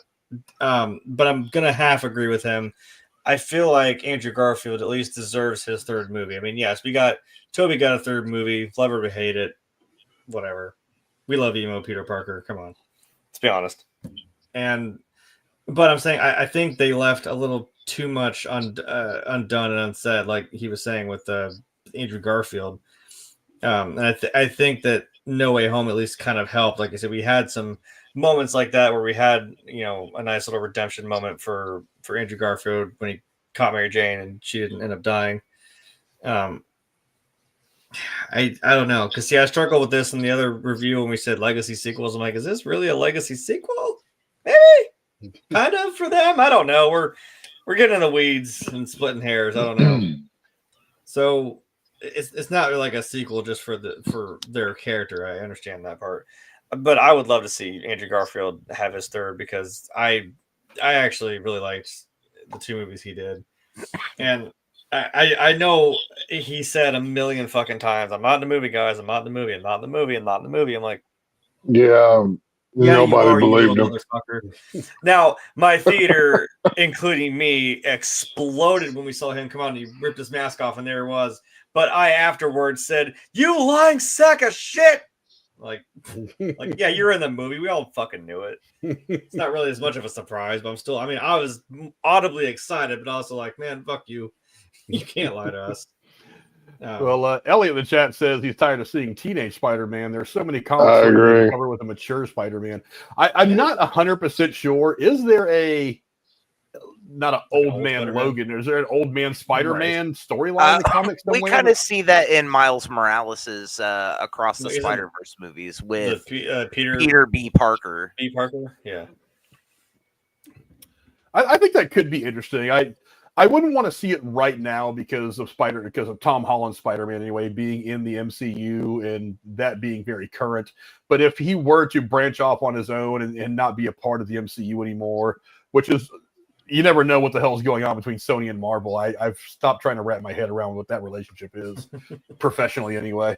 But that could be interesting. I mean, I was just saying that I'd like to see a Batman Beyond, which shows us the older Bruce Wayne mentoring Terry McGinnis. So, I mean, why not seeing an older version of Peter Parker, somebody who's in his 40s or 50s, kind of being the mentor to some other kid who was bitten by a spider, who somehow, either through mechanical means or chemical means or whatever means, has the ability of Spider-Man. I don't know. Tex, what do you think of the idea of having both these guys have more Spider-Man movies? Spider-Man to me is Tobey Maguire. I've never been a big Spider-Man guy. The only times I really cared about him were the Tobey Maguire films. Even Spider-Man 3, I had fun with. I'd love to see Spider-Man 4 with him. I think that'd be cool to see, especially with the success of No Way Home, which y'all have already alluded to. Andrew Garfield, I know there was a big deal about his whole redemption arc and how he was the Spider-Man who killed or something. I can't remember what they said in No Way Home. There's definitely something where you could do that with him. I think if there's going to be either of these people getting another film, it's more likely going to be Toby just because he's the original. And I think if you polled the majority of people, that he would win as their favorite Spider-Man, their favorite version. But yeah, I'd watch it. But you must bring back Green Goblin and William Dafoe if you bring back Tobey Maguire. That is number one must on my list. And let that mofo go crazy because I want to touch on that as a matter of fact, because the last time we saw a lot of these characters, they were quote unquote cured as they were being sent back to their dimensions. So yes, Willem Dafoe needs to come back as Osborn, Green Goblin, 100%. But in Tobey Maguire's universe, is he cured then? That's my big question. You know what I mean? Well, we're playing. You have to keep in mind here, now that both of these versions of Spider-Man have entered into this multiversal world of Marvel, literally endless possibilities that can be done. You can say, oh, well, when he went through the time portal, he got blah, blah, blah powers. You can do anything. So bringing these people back, I would love to see. And if I were going to do a Spider-Man 4, I need to see a true rated R version of Carnage. He is my favorite Spider-Man villain besides Rhino. Were you not happy with the Venom 2? Woody Harrelson? I didn't like any of the Venom movies. I did not like any of them. I want to see take Art the Clown, but put Carnage skin on him and give him his powers. That's the kind of Carnage I want to see on screen. Because that's the one that's in the comic books, a sadistic killer that just goes nuts. Not a sentient alien that doesn't know what the fuck he's going on, other than I got to kill this person and that person. Like Carnage is supposed to be. I was never Carnage is part of their version of the symbiotes to be. Carnage is supposed to be the thing that scares Venom to like, holy crap, what's going on here? That's what we need to see, and I would put that in my Spider-Man 4 with Tobey Maguire. You think Tobey Maguire needs to take on the most vicious Carnage? That's what I'm saying. Because, I mean, probably this would be Tobey Maguire's last time. Yeah, prove that he's the OG. All right. Yeah, like take Frank's idea of he's the elder statesman. He's the He's been Spider-Man for 30 years or whatever. And all of a sudden there's this gigantic villain that he's never encountered before. And we go full bore absolute carnage. And he has to, rally one more time to try to take this evil out. And I love Woody Harrelson, one of my favorite actors, but they had him handcuffed in that movie, and we did not get the full potential of Carnage. So that's what I do with Spider-Man 4. I honestly feel like I'd rather see them each have their own Sinister Six. No, that's way too convoluted. Yeah, they've been trying to get it. They've been trying to get a Sinister Six together for 20 years. The schematics, I don't know. We just had one. Yeah, but it also took to it, but it never really materializes. But it also took 3 Spider-Men to try to take that on too. Like that to me, that's always been the biggest downfall of that. And that's the only reason. Oh. And because they didn't want to spend 9 movies building up to him having enough fucking villains to do it in the first place. Look at Casey trying to start shit in the comments. Casey, go play your video game. Get out of here. You're way too late. I'm not even going to play your intro because I just don't care. I call myself to be fair, old. Hey, I call Frank much worse to his face. Old means nothing. Who gives a crap? Damn right. Whatever the Niners and the Cowboys play. Right, yeah. Text message for him. Oh, yeah, it gets nasty. It is no holds barred at that point in time. So, good here. Look, first off, Stuart said something in the chat that I was thinking of when I saw Spider-Man No Way Home. Is why didn't Nicholas Hammond have a cameo in No Way Home? I mean, a guy who's old like me, Casey, would have nutted his fucking jeans if that guy would have walked out and been like, I can't fight next to you guys, but here's my contribution to this thing. Give him one cameo. Now, granted, it would have been needless. It would have made a big difference. But, I mean, just the old guy in me would have giggled at that one. Because the Nicholas Hammond Spider-Man stuff, oh, my God, it's good. I mean, it's good the way that, like, the Adam West 60s Batman is good. It's kind of campy. It's not Marvel modern day MCU level awesome, but it's like, God, it's still just so good. But here's my thoughts about either one of these guys getting sequels. It shouldn't happen. It's not because they weren't good. It's not because there weren't opportunity. There aren't storytelling opportunities. It's because I think one of the problems that Warner is going to be facing is having 12 different Batmen and 8 different Jokers and God knows what else rolling around. It convolutes your brand. You should not do it. I think it's a mistake. I'm sure the stories will be told well, but I have a feeling that it just dilutes your brand. One's going to take away from the other inevitably. You're going to have one group of your fan base that says Robert Pattinson's a better Batman. You're going to have one group say, no, it's whoever that Dunn brings in for the DCU is the better Batman. And that's going to split your fan base down the middle. It just doesn't. And with as toxic as fan base can be these days, because let's face it, fans are assholes for the most part, especially when you get them on the internet and they're tapping away their keyboard. Thank you, Dr. Dave. It's like why do that to yourself? So here's the thing. I don't want Marvel to make the mistake that I think Warner's making by having 3 different Spider-Men rolling around there. Now, granted, it would be Sony and not Marvel, but I still don't think Marvel wants it either. And I think the people at Sony are looking at that and are saying, well, we got some mileage out of the cameos from these 2 in this movie. That's good. Let's just call that what it is and leave it alone. Number 2, the reason I don't want to see it is because those characters got good endings. One of the things that a lot of people liked about the Obi-Wan series, even though the series itself kind of fell flat, was it gave Hayden Christensen a chance to play the version of Anakin / Darth Vader that we always wanted him to play in the prequels. But because Lucas didn't direct him very well, he wasn't able to reach his full potential within that character. And a lot of people think that letting him kind of flesh that out again and take another crack at it really did a lot of good for the way that people saw him as the character of Anakin. So it's like he got that one more taste. He left it on a good note. Now we know that he wasn't the problem there. We have our respect for Hayden Christensen. It's the same thing with specifically with Andrew Garfield. I mean, the first Amazing Spider-Man movie was very good. Second one, not so great. But he has that redemption moment whereas Tobey Maguire didn't really have that redemption moment in No Way Home. He had that moment where he saves MJ in the way that he couldn't save his girl at the end of his movie. It gives him a better completion. It gives him a better ending. Which brings me to ultimately why I don't want to see either one of these guys on screen again. It takes away from that ending. One of the reasons why I didn't want to see Robert Downey Jr. come back to play Iron Man, why I didn't want to see them use some kind of time travel fucking hooey or whatever to go get another timelines Tony Stark to bring him back, is because you negate the sacrifice that he made at the end of Endgame when he died. Very emotional, very cool. Hold on. Very emotional, big send off. There was going to be a lot of finality in that movie anyway. You kind of degrade what that is.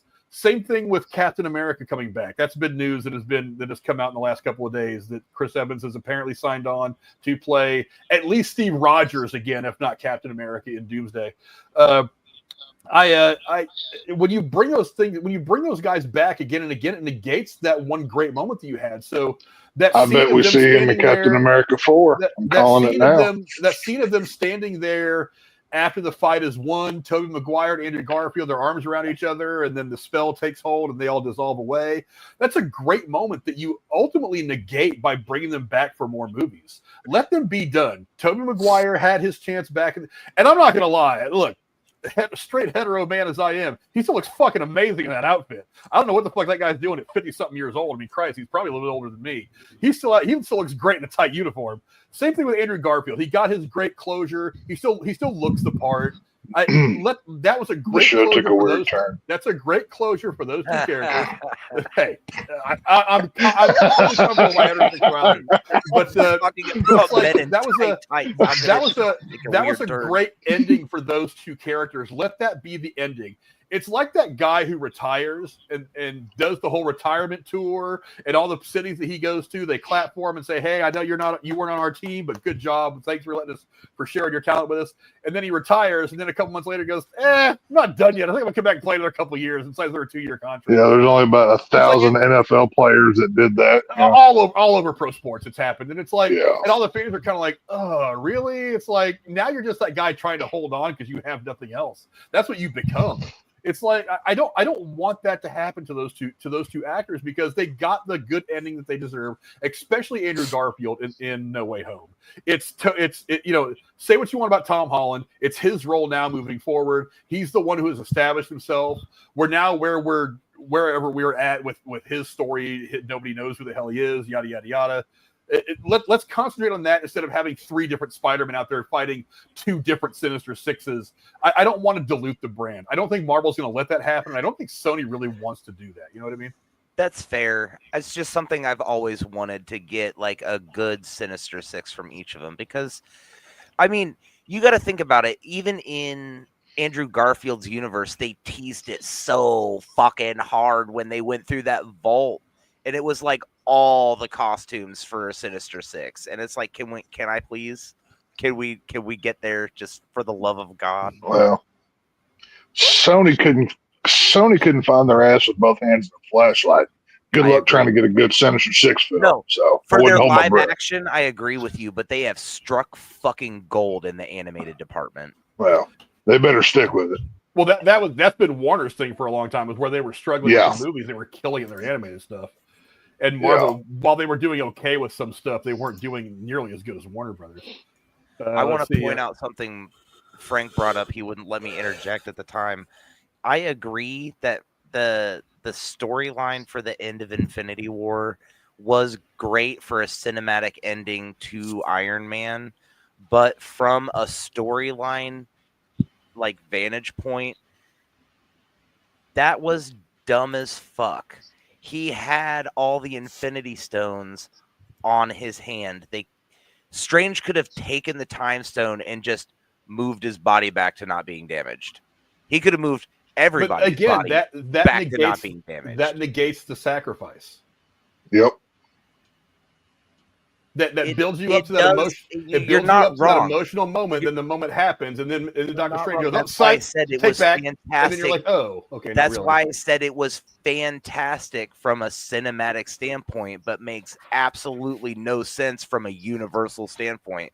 There is no reason Doctor Strange shouldn't have been like, this guy is like the single most important fucking human that has ever lived right now.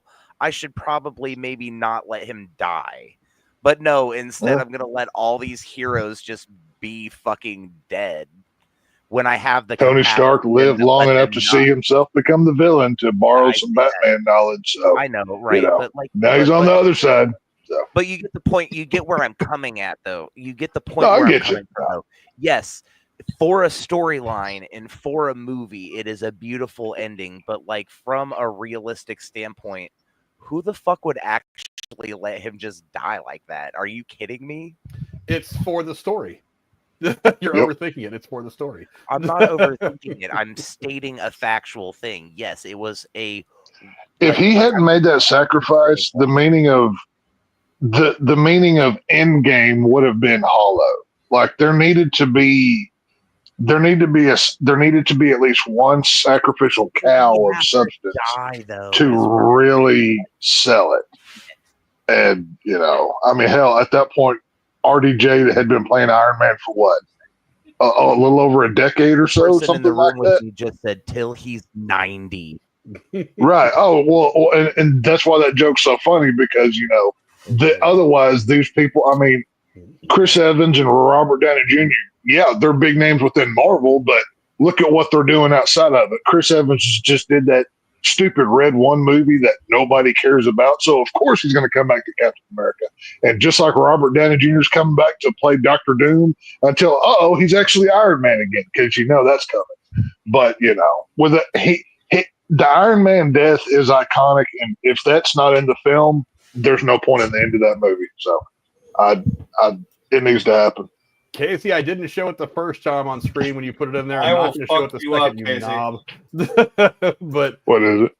Just he's putting stupid in the chat. He's doing a lot of fan fiction, writing gay shit, and it's living front. He is. Well, Casey's struggling with some things that he's been facing for a while, and he can't handle it himself, so he's projecting it onto others. That's what people like that. My guess is he just got done talking to the Rose, and all of his primal urges got stirred up. And maybe the Rose whispered some sweet nothings in his ear about video games. And the Rose got Casey all hot and bothered, and he needed to get it out so he didn't feel bad anymore. Got his little tater tot all hard. You know what I mean? But.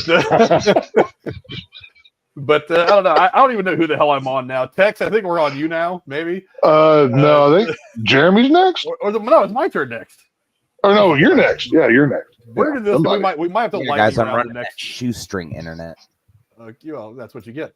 But let's see. I'll do one of mine now. And the other ones I had picked out were all legacy sequels. Which one do I want to go for first?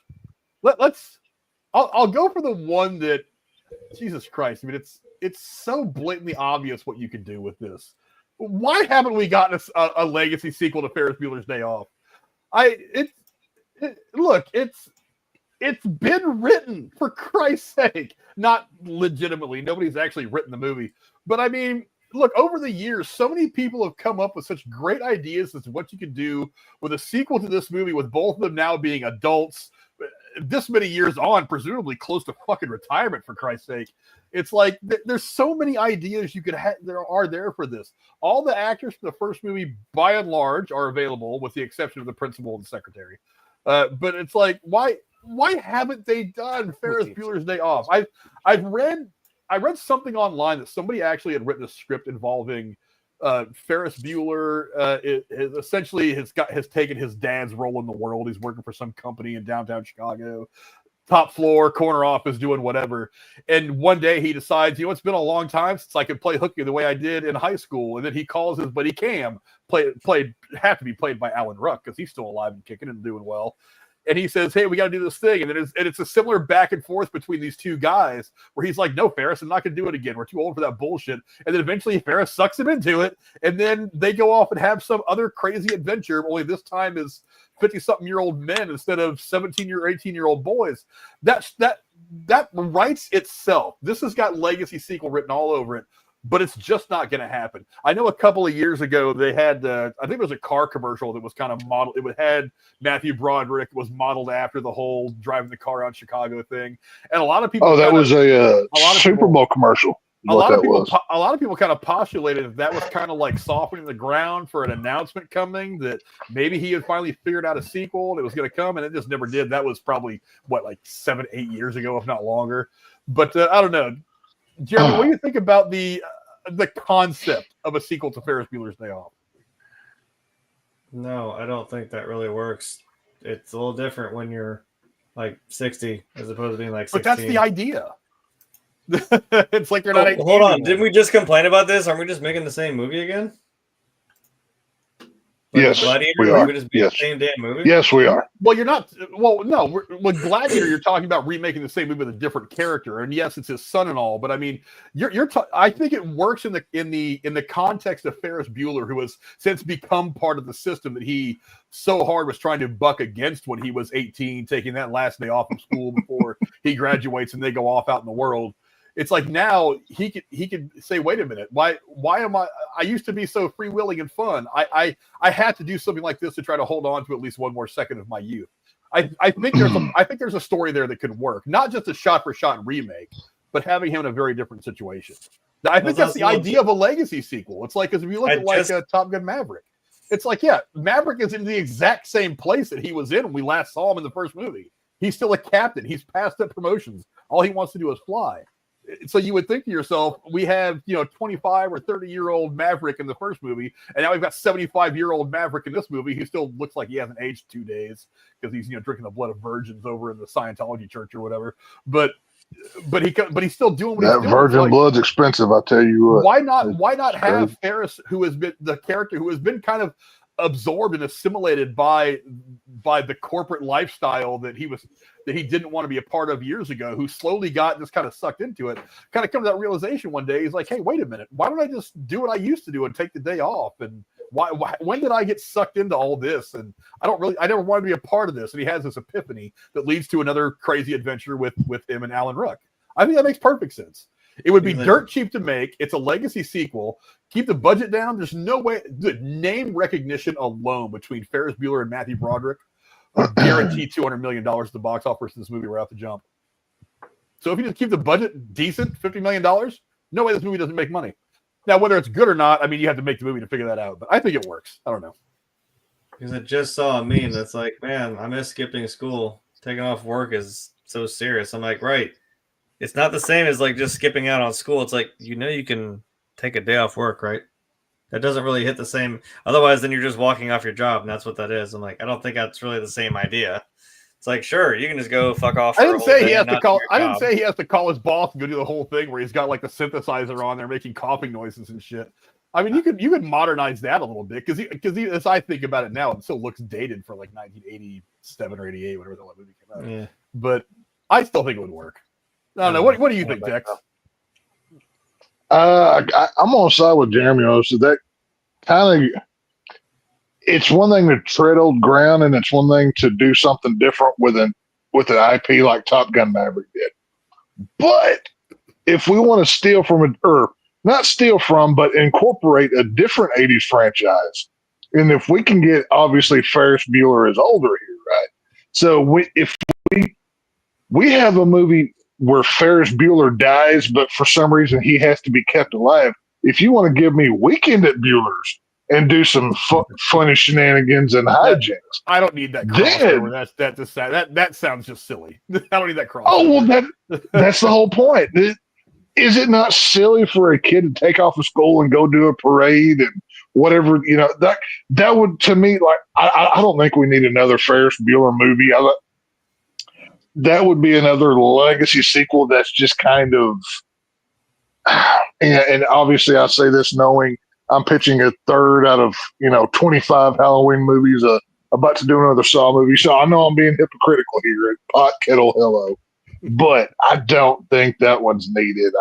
I mean, how well did Coming to America 2 go over? That was like a fart in the wind that just kind of came and went. Probably similar. It didn't do bad. Well, see here, but it's interesting you bring that one up because I do agree that one of the problems the movie was is that when you catch lightning in a bottle, it's really hard to do it twice.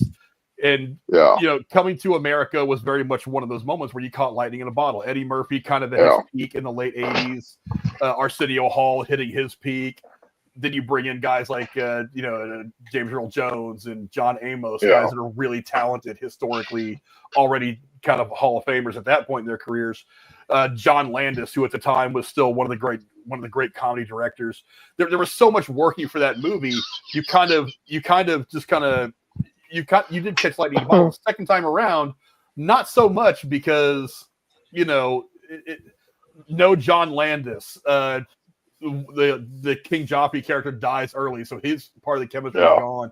John Amos wasn't really a big part of the movie like he was in the first. You're really just trying to rely on the star power of Eddie Murphy, which, while still good, is not the same as it was back in like 87 or 88 when that movie came out. So yeah, I agree. And I do agree that this movie would face some of that because Matthew Broderick is not the star today that he once was. Alan Ruck has never been There's no demand for kind of a supporting. There's no demand for any movie. Well, true. There's no demand for any movie until people see it and they love it. There was no demand for a movie like Citizen Kane. Then everybody loved it. There was no demand for a Texas Chainsaw Massacre, one of the greatest horror movies possibly the year. There's always always a demand because I always want one, so there's always a demand. I guess. Yeah, it's like look, you make a movie, you try to do your artistic thing, and if it hits, great. If it doesn't, then bummer. I kind of think Ferris Bueller. It's a product of its time, and I know we say that a lot on this channel when we do like retro reviews and stuff and whatever, or not retro reviews, but like legacy sequel reviews, like we've done a lot of this year. I think that one's left to the 80s, and it needs to stay there. If I were to put my thumb on it. Oh yeah, remember, we're not going to see these movies. Oh, of course not. No, no. It's not like we're going into production tomorrow. If we were ever going to see a Ferris Bueller sequel, I think we would have saw it 10 years ago at least. I don't think Matthew Broderick's even really that interested in it now. I don't know. Let me look real quick. Is he even acting anymore? He does some stuff. I mean, I don't think he does a lot. I couldn't tell you the last time I saw him in a movie. He was in something not too long ago, and he didn't look half bad in it, but I think he was just like a bit role in it. Follow it up. Actually, damn. I think it was a TV show, actually. Was it? Okay, so here's this. In August 2022, a spin-off film, and I did not know about this, entitled Sam and Victor's Day Off was announced to be in development for Paramount Plus, taking place during the events of Ferris Bueller's Day Off and focusing on the two titular valets who took Cameron's father's 1961 Ferrari 250 I'd see that as a short. into a joyride, originally portrayed in the film by Richard Edison and Larry Flash Jenkins. The film was produced by John Hurwitz and Josh Held, blah, blah, blah, written by Paul. I don't care about that, to be absolutely honest. I don't want to see slightly. it. And Aaron's right. There was that short-lived TV series called Ferris Bueller. It was on NBC. It lasted for, I think, 15 minutes. Right. So my didn't even get to the second commercial break, and they were canceled. So, yeah. My whole thing is, we need to see a sequel of this, but does it need to be Ferris Bueller who's having the day off? He's old enough to have kids or maybe grandkids that he's coaching into his old bad habits. And maybe Cameron's got grandkids too and they're friends. You feel me? This has so much potential to be redefined for the what do you call that? The generation that would be watching it like we did when it was popular when we were younger. Yeah, but if Ferris Bueller is generational now, it wasn't in 80 whatever it came out. It was just another film that happened to hit that became iconic nowadays. I don't think making another one would have. I mean, are people going to? Okay, I'm not saying let's see. That's the point that I'm getting at. Have you seen the new Cheaper by the Dozen? The one with I don't think I've seen any Cheaper by the Dozen. The doofus from Scrubs in it. I don't think I've seen any of them. So they did a fantastic reboot with that, and it was a real reboot, but like they modernized the absolute shit out of the story, and it felt like an entirely new movie altogether. Now, I don't want them to do that with Ferris Bueller necessarily, but why can't he be Grandpa Bueller? And why can't, because I know Ben Stein's ass is still kicking around somewhere, and why can't he have a kid in that fucking same school? Bueller. Bueller. And can you Well, imagine actually, you know what? Kyle Ass No- too doing that shit? Did y'all watch the technically the legacy sequel of National Lampoon's Vacation with Ed Helms as Rusty? Terrible movie. I haven't watched it. That movie. is my and I bring this up for a specific reason. I think if you did another Ferris Bueller, it would be very much like that, received So I like haven't that. watched it. I'll give that a watch and then I'll revisit. Well, It's basically a retread of the first National Lampoon Vacation, but Rusty instead of Clark. It's basically, and it's just modernized is all it is. Not good. The scenes with Liam Hemsworth were funny though. I'm not gonna lie. Yeah, those are good. I mean, those were, but Well, it he's had like- good moments, but overall, The it fact that was. he likes to walk around in his underwear when all of his extended family is there, and he likes to show off his package, and Rusty's like, Right. it's like that was kind of funny. But I don't know, Yeah. Jeremy. I don't know if I got to you yet. What do you think about the idea? Yeah, you got you started with him. No. I don't know. Yeah. Let's see. Elliot says Ferris is a lame grandkid and is supposed to be watching him while his parents are out of town, and he instead calls in sick for the kid and takes him for a crazy day off. There's a potential storyline. I mean, there's lots of different things you can do. Hey, Frank, you always talk about wanting to make a movie, right? Make a daggum film of Ferris Bueller and you play older Ferris or something. There you go. You can make it for cheap. I'm already tapping away on 2 different scripts, and I don't get a chance to type on those enough, so I'm not going to try to start over right now. But and one of them is a legacy sequel. But so yeah, I can't start another one right now because there's one that I brought up to Jeremy like 5 years ago that I wanted to get made with him, and I can't seem to get the shit together. But let's go one more round, and then we'll rapid fire a couple. I don't know. Tex, give me another movie you'd like to talk about. Yeah, this was I have 3 really big ones and 2 others that were minor, so I can rapid fire the other 2. I want Jigsaw 2, and I mean specifically following the 2017 Jigsaw film. Jeremy will know this one because him and I covered it on our Monday Night Saw things back in the day. We did a whole goddamn lot of Saw. Yeah, we did the whole kit and caboodle. This takes place technically before and after Jigsaw's death. Like the movie itself takes place 10 years after John Kramer's death and everything else. Obviously, we just had Saw X. Well, technically, that's between 2 and 3. So I'm playing some timeline stuff here. And I'm specifically wanting Jigsaw 2 because we get introduced to Logan. He is the apprentice we never knew about because the writers didn't create him till 2017. So basically what this movie is going to be is the Saw movie that I've always wanted, Jigsaw Cult War. We've got Logan, we've got Hoffman, and we've got Dr. Gordon. This takes place minimum of 10 to 15 years after Jigsaw's dead and all the shenanigans have happened. So all the Saw X stuff can still happen. What this is going to be is basically the fight for Jigsaw's legacy and who is going to lead it. I'll bring back, like I said, Gordon, Hoffman. I'll bring back Logan. Who picked up Eleanor at the end of that movie? Fans have been asking this question for years. Eleanor, the CSI, forensic detective, whatever. We never saw who picked her up at the end of that film. Y'all know I love the Saw movies. I'm a Saw head. I want to see this franchise go forward. I don't even need Tobin Bell to be in this Saw movie for Saw to go forward. And this gives us a way to continue to tell more stories, depending on who your favorite apprentice is. And you can do kind of like they did in Captain America Civil War. You had, was it a Team Cap versus Team Iron Man? All of the horror, much to a smaller degree, of course. You'll have, I'm Team Logan, I'm Team Hoffman, I'm whatever. I would love to see this film play out, have all the blood, guts, and gore, all the saw traps you want. It fits in with the timeline. Everything else exists. It doesn't have to. You don't have to show or talk about any of that kind of stuff. Just go forward with it. And we get, Hoffman being Hoffman, jumping out of body bags and stabbing people in the throat. That's always fun to see. So give me some more Jigsaw action. Casey's obviously not trying to score any cool points right now. He said he can't wait for the final heart attack. Hey, they tried to. I'm like Doomsday. If you try to kill me, I just become stronger and I develop, strengths after it. So I'm all good. So I'm good now. We're all good. See, this is what Casey knows about movies. He said, "How about the Sandlot 2 when the baseball team gets their AARP card together?" Right. Actually, they did come out with the sequel to Sandlot. Actually, they came out with I think 2 sequels to Sandlot Yes, they did. that all They were take place great years total. afterwards. It's kind of nothing to do with the original. But Casey didn't want me to talk about this, but he actually got kicked out of his local movie theater for jerking it at the latest Super Mario movie.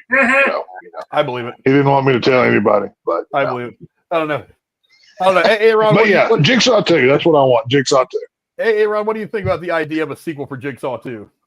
I honestly believe, well, so I don't know much about the timeline of anything because, to be honest with you, probably about after 4 or 5, they got boring, super predictable, and I stopped watching them. You speak blasphemy, sir. I probably do, but like, To be fair, I was in the same boat as him, and then I said I'd do it again. I was like, okay, I'll hear it out. To be fair, I said the same thing. I'd be open to like sitting down and running a marathon, watching them all in order to see where I would actually fall in this. But like, is this out of order in timeline? Are we talking about like an older movie that they're for sure never gonna do a sequel to? Well, Jigsaw came out. Jigsaw came out after Saw the final chapter, and they did the Jigsaw film, which it's a prequel and a sequel all within one film. I don't have the time to explain the Saw timeline to you here, but it took Jeremy and I 9 hours to properly explain it. It took almost a month to do, so it takes a while. Yeah, so I'm gonna go out on a limb and say they're definitely gonna end up making more Saw movies, I imagine, because it's such a I can only hope. I But think they've got one coming, from what I read. Yeah, Saw 11 is supposed to come out this Halloween. I'm looking for, I'm not 100% sure. It sounds like a great concept, though, at the very least. I've had this idea for years. I've got it completely fleshed out in my head. Somebody give me the money to make it. I don't know, Jeremy. What do you think about the idea of a sequel to a direct sequel to the Jigsaw movie? I think it could. Excuse me. I think it could work because it isn't. I mean, it's like when you think about. I'm going back to Batman. It's like, yeah, there's Batman Begins. I'm like, well, then it's called The Dark Knight. Yeah. It's like that's the only one that's not called Batman something. So this is not. Yeah. When I say it's not a Saw movie, I mean like it's not Saw whatever 27, whatever we're on now. It's just Jigsaw, and it's it is kind of its own thing, I guess. And I agree with him. It's like it is a weird. If you're gonna pull somebody else out of the woodwork now, that like this guy was now there the whole time. He was there the whole time. You just didn't see. He's about the 5th fucking guy who was there the whole time because they just thought of him just now for some damn reason. However,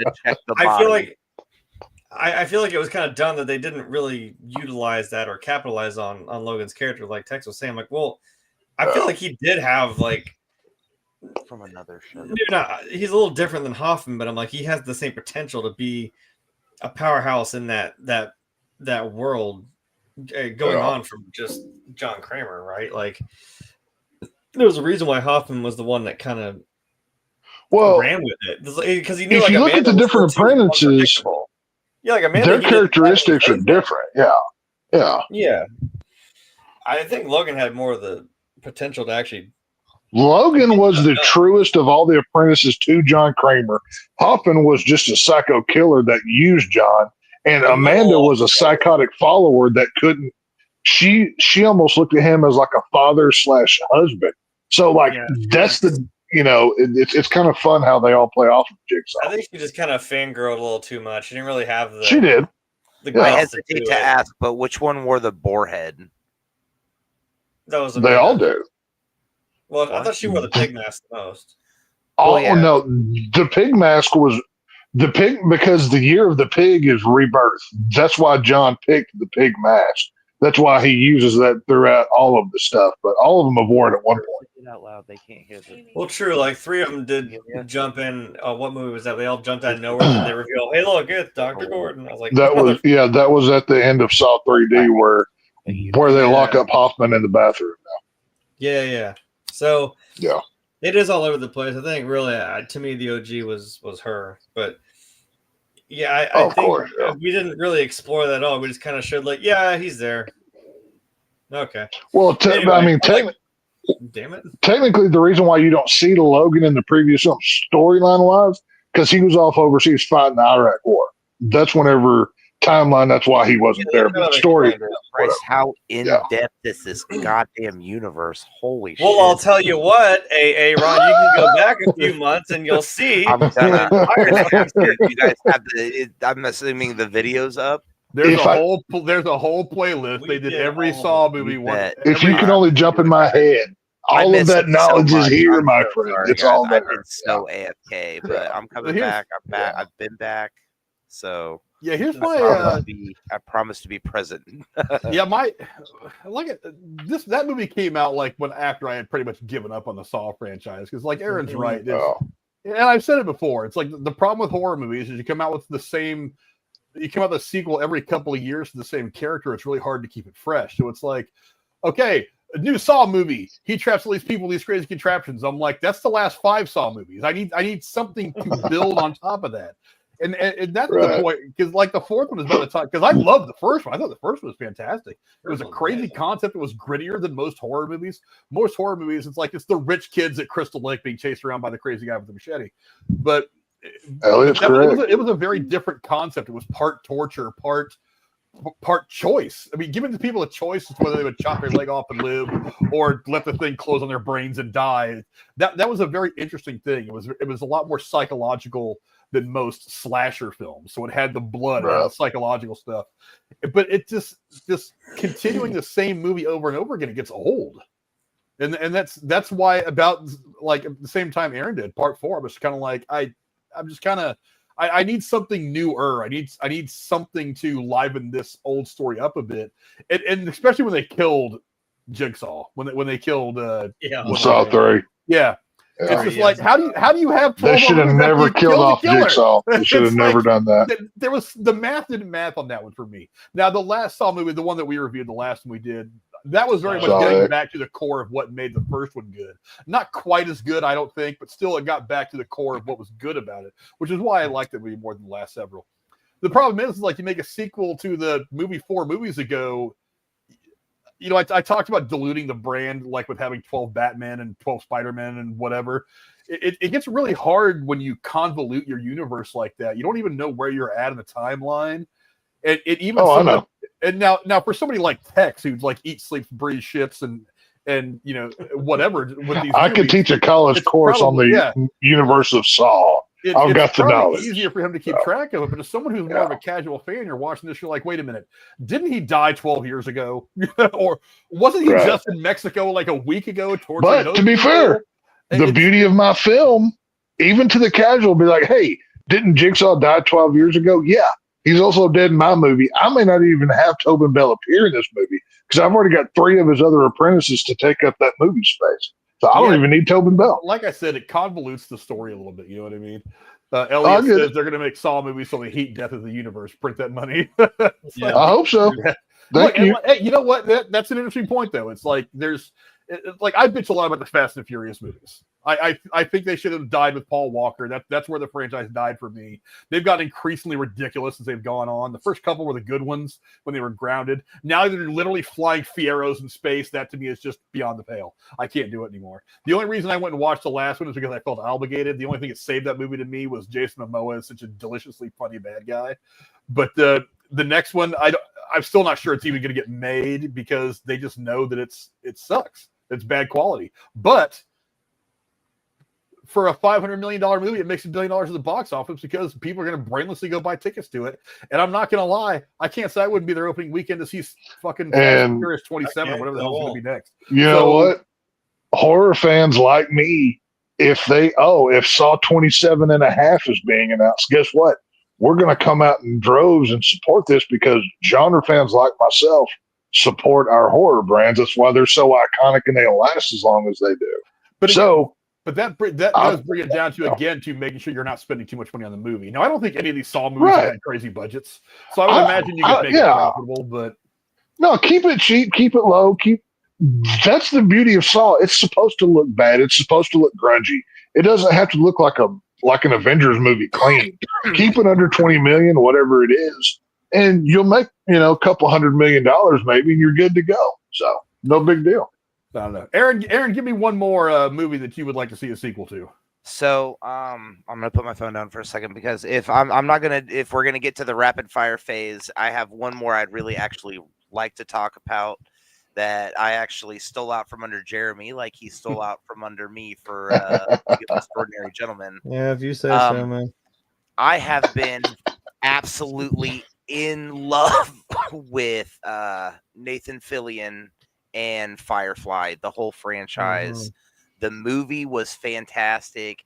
I don't really feel like it was a good sequel to the series. So if I'm being completely honest, I'd rather not see a sequel to Serenity itself, but a sequel to Firefly, a true sequel to Firefly.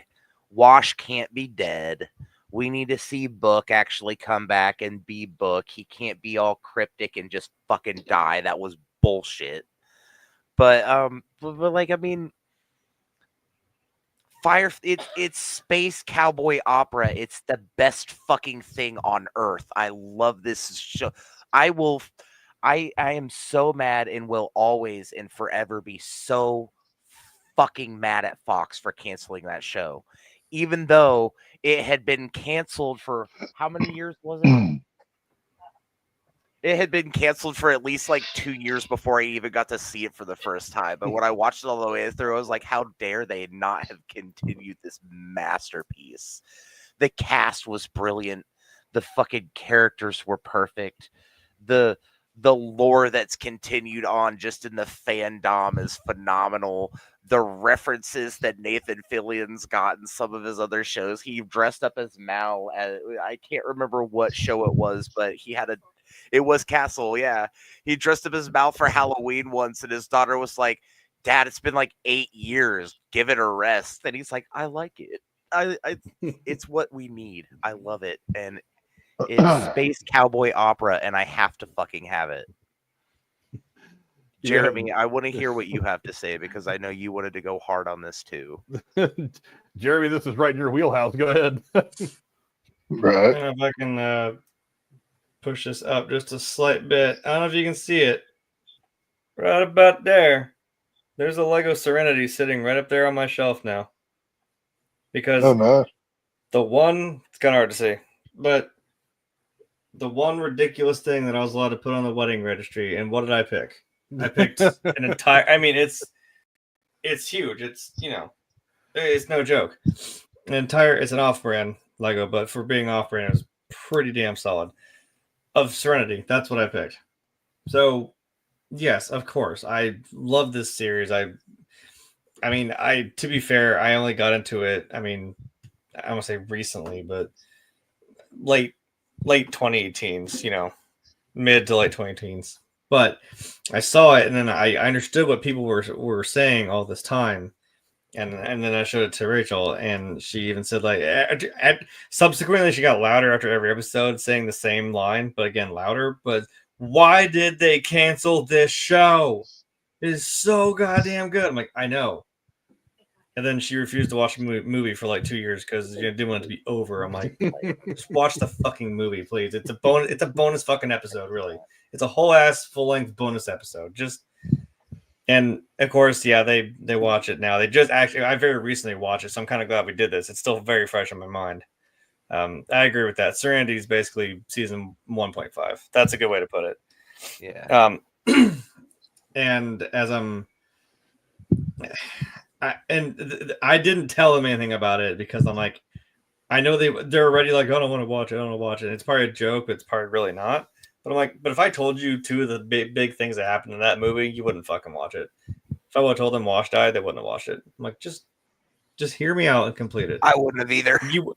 And I'm like, you will fully understand. You will truly fully understand already why this was such a fucking travesty to humanity to fucking cancel the show. So, would I like to see more of it? Of course I would. I think the one thing that the people theorize about that, maybe you could, but again, it's not going to happen. That when they mentioned in Heart of Gold, Zoe and Wash mentioned like starting a family. So there was a theory that like in Serenity, it's like, oh, maybe after that, then she maybe finds out she's pregnant with, her and Wash's kid. And it's like, There you go. But we're not even going to get that. So I don't know. It was a brilliant show. It was a really cool idea. It fit in the universe that it was made for, and I don't know, man. At this point, it's like we all just hold on to the memories of the show. You know what I mean? and so does Nathan Fillion. Like he said, he makes so many references to it. He's still mad about it to this day. I watched him on Instagram a few years ago. He was hiding little like metal serenities all over the world and being like, "Here, find them, and if you find one, tag me." I'm like, he still loves this to this damn day. I said this last week when we were talking about this, and you were all like, yeah, I don't doubt that even in the slightest. I have a person here who might actually be able to confirm this. My rifle's name the entire time I was in the Marine Corps was Vera. This is my most very favorite gun, and I call her Vera. I love that show so goddamn There are much. many like it, but this one's mine. I don't know. Tex, I don't know how. Look, I did not watch a lot of Firefly. I watched a couple episodes. I didn't get overly enthralled in it. Not that it was bad. It was just there was a lot going on. So there's only so many TV shows I can watch. I don't know how versed in the sci-fi you are. I mean, we all know that you're the horror guy. Are you even familiar too much with the Serenity Firefly stories? It's Yeehaws in space. You better tell me you do. Yeehaws in space. It's Yeehaws in space. Come on. It's Yeehaws in space. I love that. I want that on a bumper sticker on my truck tonight. That's great. No, I didn't watch Firefly until started doing this with y'all, and Jeremy actually talked me into watching some of it. I watched, I don't know, maybe 5-10 episodes. I don't remember what it was. I caught it on TV one day, and it was fine. It was a good show. I mean, I did not see the appeal that the ride or die fan base like these two below me are. Like, it didn't appeal to me that way. It was quality stuff. I'm a big fan of both Nathan Fillion and Summer Glau. I thought she was great in that show, but I did whatever. You know, it was. I don't know why. Maybe it wasn't. My guess is her ratings were low and it was expensive to produce. I don't know what the budget was for the show. I have no idea. But yeah, I mean, if they made another one, I probably wouldn't watch, to be honest with you. But I'm the dude over here, you know, jerking it to Saw movies, so I'm a different audience. So, you know, what you gonna do? You brought up something I wanted to mention real quick. I have never seen someone in all of cinematic history play a so severely damaged character so fucking perfectly as Summer did playing River. That shit was beautiful in that show. Like that one scene where she just like ticks and all of a sudden turns super British and turns way the fuck on him, and it's like, well, how did that like? I first saw her in that. It was that Terminator show, that Sarah Connor Chronicles or whatever. I think she was in. That's where I saw her. Summer Glau's a really good actress, so I liked her in the Firefly show. That she did well, but the show overall, even for being Yeehaws in space, as Jeremy so poetically, you know, put out there. I can't believe none of you brought up fucking Maria Baccarin yet. I was about to say her. You know, I mean, I liked her best whenever she was on the Gotham TV show, or you know, of course, Deadpool. But she was on I don't know. I never saw Serenity. I didn't even know that existed. I just thought Firefly ended, and that's why everybody's still, you know, grappling about it. But you know, and I don't know. No. Miranda Baccarin was also on that short-lived resurgence of the show V back in like 2008. Right. She was in Homeland as well. Homeland, yeah. She was in Homeland as well. She played the wife. But yeah, again, it's just a show I didn't watch a whole lot of because there's only so much TV I can watch. I mean, even now, I have to make myself sit down to catch up on Yellowstone, which I finally did.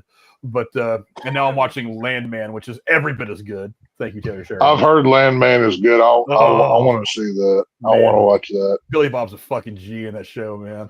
I keep seeing that on That's TikTok. not connected to Yellowstone, right? Like, no, it's a Taylor that's Sheridan show, but it's not connected to anything. okay. Like, At least I not yet. didn't, because I'm way behind on Yellowstone. I didn't know if I needed to catch up on Yellowstone before I watched Landman. I didn't know. But I want to rapid fire a few things now because I know that we each have a couple more left. So I want to rapid fire a few of them. I've only really got 2 left, and I really felt the need to talk about. The last one was kind of a goofy one, so I won't bother with it. But let me go to you first, Tex. Give me a couple real quick and your quick pitches for these movies. Well, the last 2, one you're probably one you may know, and one I know none of y'all have seen. The one that I know that y'all have never seen is Behind the Mask: The Rise of Leslie Vernon. And this is a 2006 kind of a mockumentary kind of film.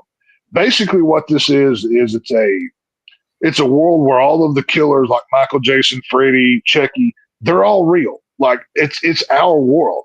And Leslie Vernon is the new guy that's coming up through the ranks, and he invites a documentary crew to follow him to see how his process is done. This film was tremendous. It had Robert Englund. Similar but different. Basically, Behind the Mask, The Rise of Leslie Vernon, it was supposed to get a theatrical release. I don't think it ever actually did. It was put off a couple years. I want a sequel to this film. I've loved this movie. I've seen it 1,000 times. It's a funny, serious. It kind of messes with your mind a little bit. I want to see a sequel to this film. I want to keep that same mockumentary style. Bring back Nathan Beasley, who plays Leslie Vernon, but I want to update it with like Art the Clown, all of the, the dude from Hatchet. I can't remember his name right now. All of these kind of new horror icons. I want to catch up what Leslie Vernon's been doing. I really want to see that one. And the last one I want to mention is Cabin in the Woods. This is a great movie. I don't know if y'all ever saw it or not. It's basically all the horror tropes from slasher in the woods to monsters to ghosts to everything. All of those things are real. And there's an organization that kind of controls these things and lets them out into the world to appease the old gods. The old gods like to see chaos. They like to see blood. So, of course, the movie Cabin in the Woods was a setup of that, and we got to see the organization behind that. What we didn't get to see was any more after the first movie came out. The first one was a hit. Don't know if it was profitable or not, but that whole blackboard was full of other monsters and kaijus and slashers and knockoffs of everybody. I would love to see a Cabin in the Woods 2, pick it up at a different outpost in the world, because as we saw in the last one, Sigourney Weaver was getting sucked down into the pit with all the blood and whatever. So give me a 2 for Behind the Mask, The Rise of Leslie Vernon, and Cabin in the Woods. And I'm done. Hey, Ron, how about you? Give me 2 more real quick you'd like to see sequels to. So, I don't really have a whole lot to go into depth with the first one. I would really actually like to see a sequel to the reboot of RoboCop. I liked how they was good. they did it justice. I felt it was a decent movie. Was it the original RoboCop? No, but it was a decent movie. So I'd like to see them continue that storyline. I think that actor would be down to do that as well. And then one that I hadn't put down in the notes before that popped up to me a couple times.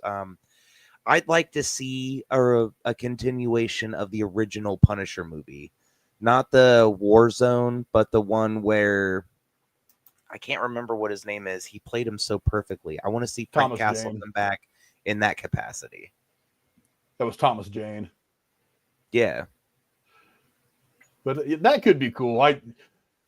It won't happen, obviously, because they're working the whole Punisher thing now on Disney Plus, right, with not Frank Grillo, who am I thinking of, with you know what I'm talking about. Bernthal. John Bernthal, yeah. But that would be kind of fun to see, because that really was a very underrated movie that it got lost in the fact that it was pre-Marvel, pre-MCU Marvel. So that would be a lot of fun, though. But I don't know, Jeremy, what are a couple of movies that you'd like to see a sequel to? Since we just totally stopped on me. Well, the next one I had was Mortal Kombat, because then I dove into the whole of video game movies. I mean, it was left off on a cliffhanger that there's going to be more.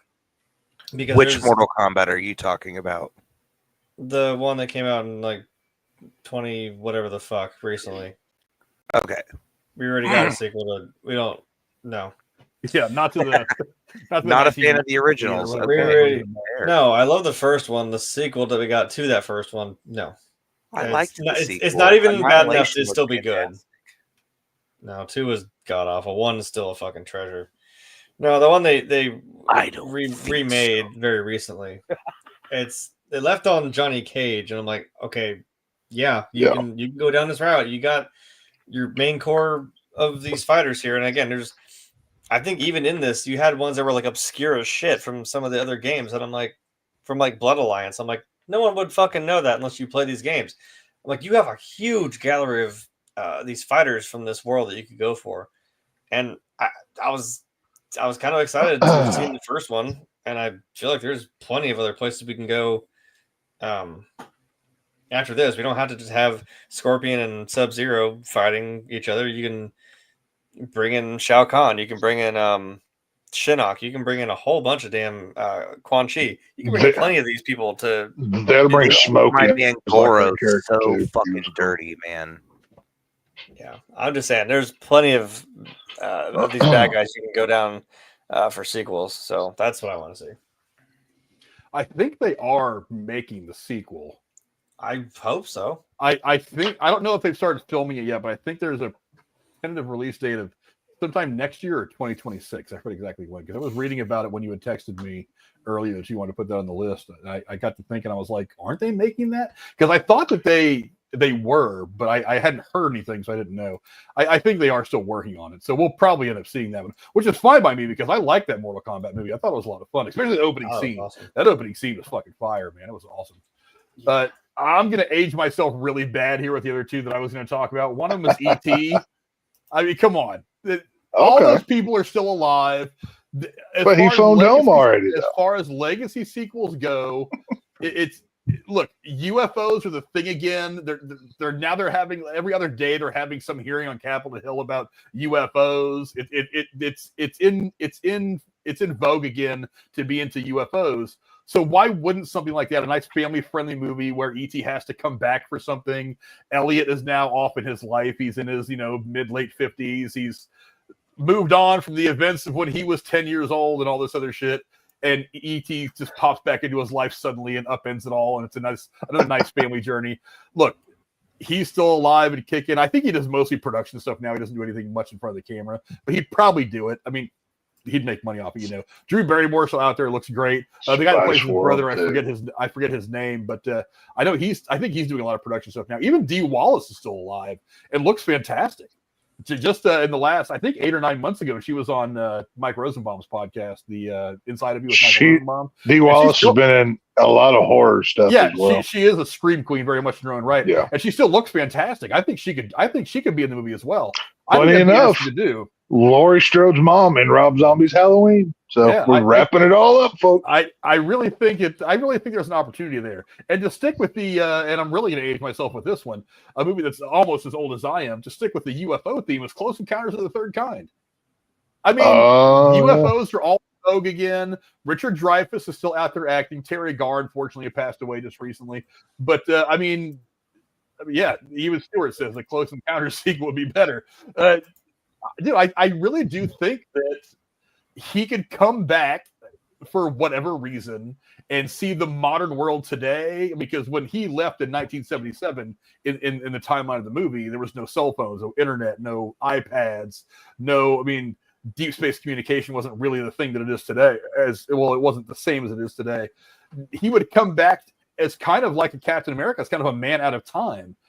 He returns to the modern world, and all this time has passed. He's gotten older, and the world that he was born on it's almost an alien world to him. You could make it out to where like he's kind of the alien coming back to Earth. He is a human, but he comes back here, and this is not the world that he left. So he is not up to date with what's going on at all. So there could be like a cultural clash between what he thought the world was, or what it was when he left, and what it is now. Stuff surrounding aliens. You can even go back to Devil's Tower, do some shooting there, because it's still an epic looking place. I mean, I think those could work. As far as legacy sequels go, I think those could work. Also, another one real quick I'll throw in here. fun as shit. I wanted to throw a comedy in there. Is basketball. Why the hell haven't we gotten a sequel to this movie yet? Yes, I'd be down for that. Haven't got Hell, even more fucking ridiculous since they made this movie. And you think there's not more things to okay, make fun of? if we're going the South Park route, give me a Team America World Police 2 with all the political stuff today, Trump and They everything. fucking did a Team America World Police too. Did they? Did really? They did. I Like, never heard fucking about it. 4 of those goddamn movies, dude. No way. I swear to God, it's the funniest. You must shit be living a different reality than I do, because I never heard of it. I'd They're never heading heard of east them. on Bakalakadaka Street. Like awards soundtrack legacy. Maybe it's in there That somewhere in movie the was so aftermath fucking of the stupid. December 2014 terrorism threats by Guardians of Peace on showings of the film The Interview, which resulted in Sony Pictures pulling the film from release. Several theaters, including Alamo Drafthouse in Austin, Texas, protested the loss of scheduled free showings of Team America World Police. However, Paramount called distribution, blah, blah, blah. This action was seen by then President Barack Obama's attack on freedom of speech, blah, blah, blah. So there's no sequels listed on here about that. Seriously, I've never heard. I feel like I would have heard and seen a follow-up to Team America World Police, because that first movie is tremendous. It was so. That would be funny, bad, though. dude. That'd be What are really you fun. talking I'm about? going to Google when I get off of here. I'm going to find it if it's true. The absolute only thing that good that ever came out of puppets fucking on a silver screen was America. I'm sure Casey's got some videos downloaded on his phone that would match those. I wouldn't touch Casey's hard drive with your computer, much less mine. I'm good. No, thank you. Dear Lord. Yeah.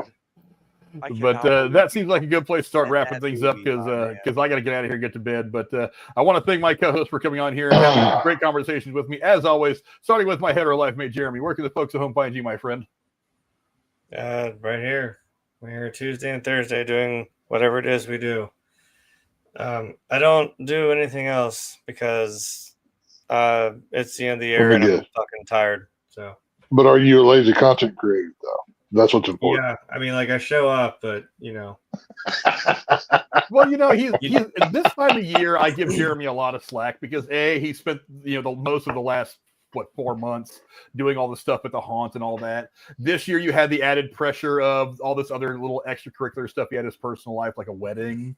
It's like, house, he had all that extracurricular stuff. So he's been a busy girl for the last several months. So if he wants to take it easy for the rest of the year and just kind of like take a breather, I am all for that, to be perfectly honest. Yeah, it's been a lot.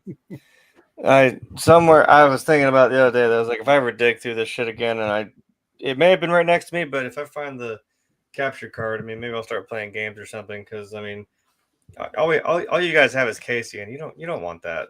Yeah, we don't want that. I'll give you something better. Casey doesn't even want Casey, much less anybody else. I know. Come on now. Casey has to come here to be relevant. So, that should tell you something. Yeah, I'd like to stand on. Like, you got to hobble your ass over here. Start swinging your shit around. Like, no. It's just rude. Yeah. And the sheriff from the Lone Star State, my man Tex, where can the folks at home find you, sir? Oh, tonight, since it's the holiday season, we're going to watch Santa Sleigh, starring Bill Goldberg, the wrestler, as Santa Claus is butchering people. It's the time of year to watch these films. But as I talked about last week, I did see the Werewolves movie. It is awesome. Y'all need to go see this movie. It's like a low budget 80s action thriller with practical awesome werewolf designs, the cheesy one-liners that every 80s movie had. Frank Grillo, he's doing his best Arnold Schwarzenegger look. Like, the dude just yoked out. He's crazy in this movie. It's like 90 minutes. It's not a long one, but it's a fun one to watch. So if you can get to the theaters, go see Werewolves. I don't know what the box office looks like, but I really hope this movie is successful because it's an interesting world. Imagine The Purge and werewolves all mixed into one with a little bit of like Night of the Living Dead stuff. So y'all go check that out. And the harsh truth, Jesus, Aaron, with all that long flowing hair.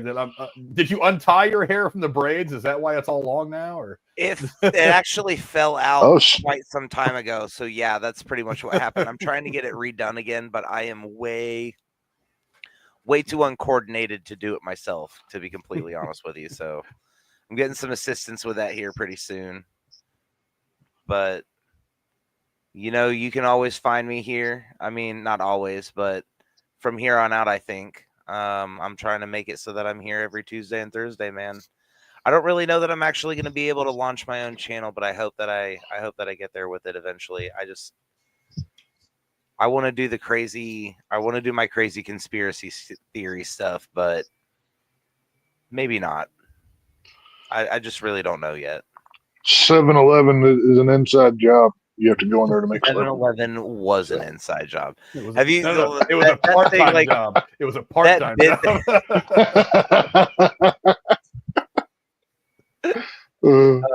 Have you ever heard that bit from who was it that did that? You ever think that the guys from corporate 7-Eleven thought on 9/11? Wow, we missed that by like 2 months. Holy shit! Wasn't that work right? That shit's hilarious, dude. I fucking love it. That's for me. You'll find me back here on the Thursday doing whatever the hell it is. We're going to figure that out over the course of the next 12 hours, I'm sure. But I want to thank all of you for coming and hanging out. We very much appreciate it. Had some pretty good viewership tonight across the 3 platforms. Welcome to Elliot, who was the first time I've seen Elliot in the chat. Hopefully you'll come back and hang out. And of course, right here at the last second, somebody new pops in. Bronson White Wolf. Wow. That was a tongue twister. Says, I've always wanted to see a sequel to School of Rock. It was the first movie I saw Jack Black in, and I think it's his best movie. I think it deserves a sequel. That would be an interesting legacy sequel. All these kids are older now. I think it'd be interesting. I am not a big Jack Black fan. He's been good. Either. He's been really good when he's been good. But other than that, he's just kind of, God, he's obnoxious. He's that guy who tries too hard to be over the top, and when you try too hard, it doesn't really work. School of Rock is a good movie, don't get me wrong. I think he was also good in Orange County, Colin Hanks' first big movie, but it's kind of a supporting character. The problem with School of Rock is the kid who played the drummer passed away, and also the kid who was the lead guitarist got arrested for, ironically, stealing guitars. So he was just awkward. A Christmas movie as the devil. Yeah, I've heard some people talk about it. I don't know if it's any. It was it was decent. I watched it. It was pretty good. Okay, I'm just saying. Yeah, I might get around to watching it at some point just to see if it's any good. But I've not been a big Jack Black fan. But thanks to Bronson White Wolf for coming in. He also said he would love to see a sequel to Trick or Treat from 1986. I don't know, Tex, what do you think? Sequel to Trick or Treat? I'd be down for that, and I would also be down for a sequel to Trick or Treat from the early 2000s. Which I've allegedly heard of a script for like 10 years. Who knows if it'll get made, but Trick or Treat from 86. Yeah, I'm down. Sign me up. Some more good 80s horror. I'm up. Hell yeah. I'm always down for the good 80s style horror. You always can't make that stuff wrong. But thanks you guys for coming to hang out with us tonight. We very much appreciate it. We will see you guys on Thursday, whatever the hell we decide to talk about. Until next time. I mean, Debbie Does Dallas sequel? I mean, it'd be a legacy sequel, right? What? Houston Does Debbie or something? I mean, maybe. Technically it's possible. Yeah, but do you really want to transfer it to Houston? Don't you want to keep that in Dallas? Yeah, that's true. Like, okay, Fort Worth does. Debbie Does Fort Worth. Let's keep it in the Metroplex. I'm down with that. Yeah, it's all good. It could be worse. It could be Debbie Does Austin. You don't want to go to Austin. Oh, no. If it was Austin, it wouldn't be Debbie. It'd be Fred. But,